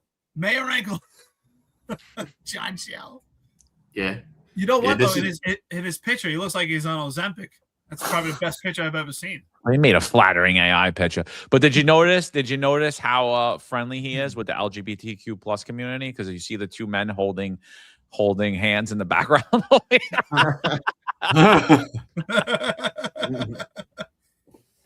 Someone posted, like, what prompts do you think he used? That would probably be hysterical to see, like, the prompts to build it. One last thing before we go, because I just, look, I kept going. I was going on what's his face a lot. What's that dude's name? David Harris. David Harris, yeah, and Shell. I believe Shell kept attacking me every time I went on there. I believe that it was him, and so, like, I kept getting all these racist comments. They were tagging Chris Ruddy, the owner of Newsmax, David Harris, saying I'm a racist. I shouldn't be on there. So, there's going to be a little payback, John, because I still really believe that was you. And, you know, this, I was going to retweet it and I decided not to, but the caption I was going to put was 100 proof commentary. Take a listen to what John Schell had to say about the crime concerns in New York City and tell me if you believe or not that this was, in fact, 100 proof commentary. Well, lawlessness in the Big Apple is rampant and out of control under socialist Muslim Mayor Zohran Mamdani. And these latest viral videos are painting a picture of chaos on the streets. Violent attacks, open drug use, and reckless drag race takeovers. Joining me now, retired NYPD Chief of Department, John Schell. John, thank you so much for joining me this evening. You know, has New York completely lost control of its streets? Well, like Sarah said, the criminals know who the mayor is, and that makes them emboldened. And like the Commissioner Tisch said, there's got to be consequences for actions. We've been talking about this ad nauseum for years. If there's no consequences, then we're just going to keep doing what we're doing, and we're going to erode the fabric of the city. That's what's happening. But why do the voters keep putting in these people, Democrats? This guy's a socialist Muslim that is obviously cares zero about public safety, and yet the voters just keep putting them in there. Until it happens to them, until it happens in their neighborhood, which you don't want to happen, but that's what it's going to take. You know, a lot of voters just don't know the issues. Okay, they vote ideologies and they vote for the free stuff, and here we are. So now we got 3.5 years of this to go, and this city's in a lot of trouble. I mean, like, I don't know. If I pulled them over, I'd be like, sir, can you do me a favor and step out of the vehicle? You know? Yeah. Did you have anything to drink tonight, sir? So I'm not going to make a fake account like I believe you did and bash you and tell everyone you're a racist and you're a horrible person, but I will call out what I think it is. And I think that was, in fact, 100 proof commentary. I don't know. What do you guys think about that? Did you hear any slurring of the word? If you look at the fence behind him, it's a green fence. That's usually around a dumpster. I'm guessing he's in the back of that bar and he's outside doing that interview right there. All right. He got that call last minute. He said, I'm good. Probably the reason why he feels like his pension is so much more, because when you're the mayor of Joyce's Tavern, he probably gets 2 for 1 constantly. So why would you have to be the mayor of New York City when you're the mayor of Joyce's Tavern? So, John Schell, don't give up your day job, brother. That's a good shish. And anyway, I thought all of my news interviews were much better sounding than you know, I thought they were much more informative. And just one last thing, he just posted this. I have no idea what this is. While we're on it, let's keep it going. So no hard feelings, John, but we're going to give you the end spotlight here. Let's see it. He loves the spotlight. Hey everybody, John Schell here. How are you? Obviously, this past weekend, I posted I'll be exploring the possibility of running for mayor in 2029. Thank you, everyone, for their well wishes and thoughts. And, you know, for a couple of years now, people have been asking me, why don't you run for office? Why don't you run for office? And I laughed at that. But now I say to myself, why not? Looking at the path this city is on, why shouldn't I throw my hat in the ring? And I'm telling you right now, I am dead serious. See, I'm a wild card. I have nothing to lose and everything to gain here. And people will have to deal with me. Now, look, I don't subscribe to old school ways of doing things, because the old school ways of doing things have got us in this boat. I'm a registered independent. I'm purple. I have ideas that are on the left. I have ideas that are on the right. I am right in the middle. Look, the worst shot you could take is no shot at all. There is never a wrong time to do the right thing. But I'm going to give this a try. And I know it's a Hail Mary pass. I know it's going to be extremely heavy lift. But let's be real. When Donald Trump came out of that escalator, people laughed at him. Now we call him Mr. President, not once, but twice. Our current mayor, Zohran Mamdani, people like, who is he? He's pulling out 1%. He'll never become mayor. And now we call him Mr. Mayor. So what do I got to lose? I'm in it, and I'm going for it, and people have to deal with me. And like I said, I am a wild card. Talk to you soon. Wow, I personally thought he was trolling, and now it sounds like he's totally legit. What do you guys think? Is he running for mayor? No.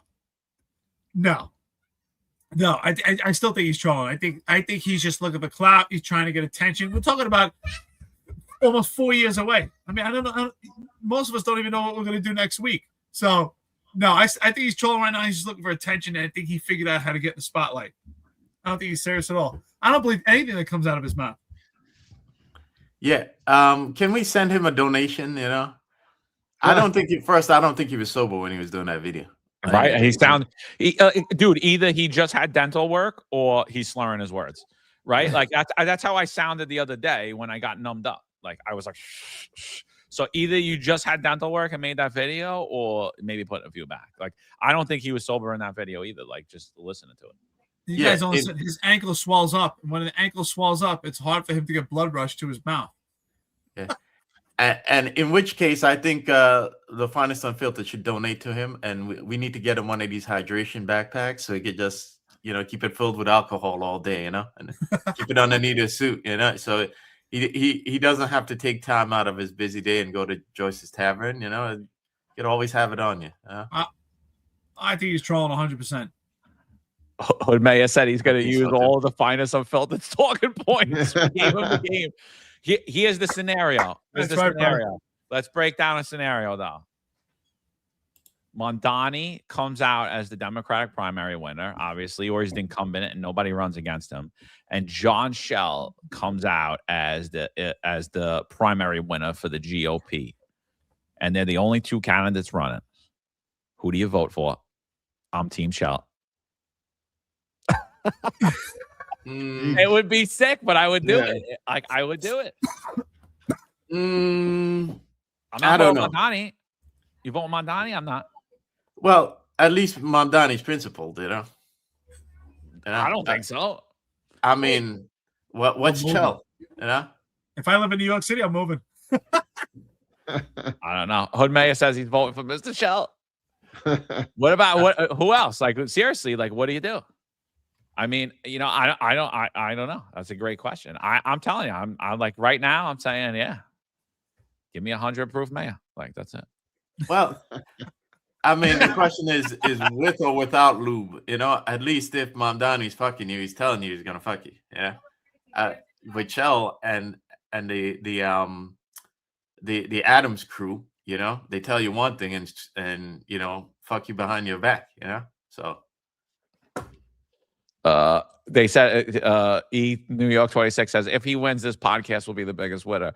If he wins, I'm pretty sure me and Eric are getting arrested. So absolutely. See, you know what? I'll vote Team Schell. Yeah. I'm pretty sure. Absolutely. We'll be the first to get arrested. I did ask him. I asked him. I said, "Who's gonna be a police commissioner though? Is it gonna be Kaz or Tariq?" And he said it's gonna be me. So who knows? I don't know. Well, who knows? Yeah, Modern Samurai. That is principle. He told you what he's gonna do to you. Yeah, at least he told you it was coming, right? Yeah. That's pretty funny. I vote Rob Lukach. Yeah, please no. But listen. I don't know. Schell? Jeez, you're right, John. Yeah, it's the lesser of two evils there. But, then we just hope that for the 4 years that he's in office, that he's drunk out of his mind and he doesn't make any decisions anyway. So, do you have to pay taxes as mayor? Because John Schell's not too good with his taxes. That's scary. Think about all the comedy, though, that would come out, though. Like one thing you got to say about Eric Adams, though, is like that dude was comedic. His whole entire administration, most corrupt administration ever. But as far as like narrative and like, I mean, come on, like that was the most comedic administration ever. Like Mondani's just like there's still so much news and nonsense and corruption and all the other bullshit that's coming out of that administration. But it's nowhere near as funny, and everyone knows it. Like it's nowhere near. And I think Schell could make it funny again. For comedic purposes, I'll go with John Schell. John Schell, if you're watching this, if you could stay sober at least half the year, you got my vote, brother. Listen, he may have to be. He may need medical attention. He might need a liver transplant by that time. So we just hope he stays healthy so that he can actually run from there. So let's not say run. He's gonna have to walk. He's not running. That ankle's a little rough. Hodmea says it's the West Indian Day Parade is going to be lit. John, you didn't read the whole thing. Good thing. Yeah. I'm not. I get called a racist 30 times a day. I don't need this. That would be on replay forever. Honestly, I would love to have a meetup at Joyce's Tavern. I would love to. If he's at the end of a bar, I'll send him a drink. I'll have a drink with you, John. Show. There's a lot of good guys that hang out in there. It's a good place. They got great food too. I'll go over there. Great place. I'd love to go meet up there, and I'd have a couple laughs. I'd put my arm around him and have a beer with him. Scott says, "See what he started." See, I know what you started, but that's what it is, you know. So, it was LA funny. Bro says we are racist. Yeah, thanks, bro. Labro, I love Labro. Labro, did you call us pigs today? I don't think you did. You're slacking, bro. You feeling all right? It's too early. Oh, you're a racist. He says, "Okay." All right. He said, "Meet up with the village people." Where do you live? I'll be the construction worker. All right. Let's get out of here. We're gonna start losing streams now. 3 hours. 42 let's go, because Rob's gonna go out for a run here. You know, I know. We all gotta work out. Yeah. Yeah, Rob, thanks for staying with us the whole time. Sorry it was so long, but I think it was good topics, good debate. You guys settled on what you guys are gonna do on Wednesday? We're not sure if we might have a guest on Wednesday, and Okay. then we'll probably delve into a little bit of this. But yeah, so that's what we think so far. So thanks for lending us your expertise, brother. Appreciate it. Yeah, Rob, you sat appreciate with us it. for almost 4 hours, bro. You're the man. No, thanks for having me on. I appreciate it. You know, I love you guys. So anytime, man, I appreciate it. Thank you so much. Eric, you don't give him a stamina award? You're not gonna comment on his stamina? Well, listen, I know. Not only that, listen, he's normally with Ron Lace and he's trying to get a word in. Today, he got so much talking time, he must be exhausted. I have no voice for Wednesday. That's it. Hey, Wednesday, he's gonna be like, Ron, I can't even talk right now. You know. So funny. Ball, anything before we run, brother? Nah. Have a great day, everyone, and be safe. And you saw that video Faison made? Faison, I saw that video in response to me? Yeah. It made no sense. Yeah, that's what I'm no saying. sense. I I watched could've it like disproved 3 him. times last night, and I'm like, what the hell is he talking about? I'm confused there. He you know? tried to say that I was saying that black people are saying that. I said the left. I never said black people. Yeah, exactly. And then I said that, first of all, when DEI, and I've always been consistent on this, DEI has been pushed by white liberals more than anybody on the face of this earth, and they're using it to weaponize the black community. I've always been consistent on that. And I could literally screenshot photos and talking points from Eric Adams in the administration that he served under, saying, in fact, that exact thing. I could do it for Bill de Blasio, and I could do the same thing for Zohran Mamdani. So I don't know what the hell he's talking about, that nobody ever said that. That's exactly what they were saying. Yeah. So anyway, you guys have a great day and stay safe out there, all right? Oh yeah, shout out. 3 hours and 45 minutes into it. Like, share, and subscribe. I love it. Marlon always, Marlon, you got something to say? No. But wait, hold on one more thing. We're going to go another hour. Let me start this new topic. Yeah, I love that. Marlon gets that hook, line, and sinker. Thank you, everyone. We appreciate it. Friends, listeners, trolls. Awesome. Great opening. If you missed the beginning, check out Pat Brosnan and check out Rob Lukach. Give their insight. I mean, real credibility behind what they would do properly as far as rings and layers for security protection for our president. Outstanding. Rob, you're the man. I appreciate it. Awesome. You definitely have a lot of knowledge up there, and we appreciate, all the efforts you did for the NYPD, especially what you do now. And I'm glad to call you a friend, brother. Thank you, Marlon, for all that you do. I mean, Marlon does a lot for us, man. Huge. And John, you're the glue to this thing, so I appreciate everybody. As always, find us Unfiltered. Awesome show. All right, people. See you guys on Wednesday. 10-4 Tavern tomorrow. What time? 10-4 Tavern, 7:05 p.m. or 19:05 if we're going to go military time. I can't think about that. Executive perspective is 5:05 p.m. Eastern time or 17:05. I got it good. No more dyslexia. I got it. Later, peoples. There's a handful of retired officers that don't live in the state that have a lot to say about the dream team, as I like to call it. All of a sudden, they retire and have a master plan on how to fight crime, but nothing to contribute when they were here. They want to come back and be part of the dream team. What can I say?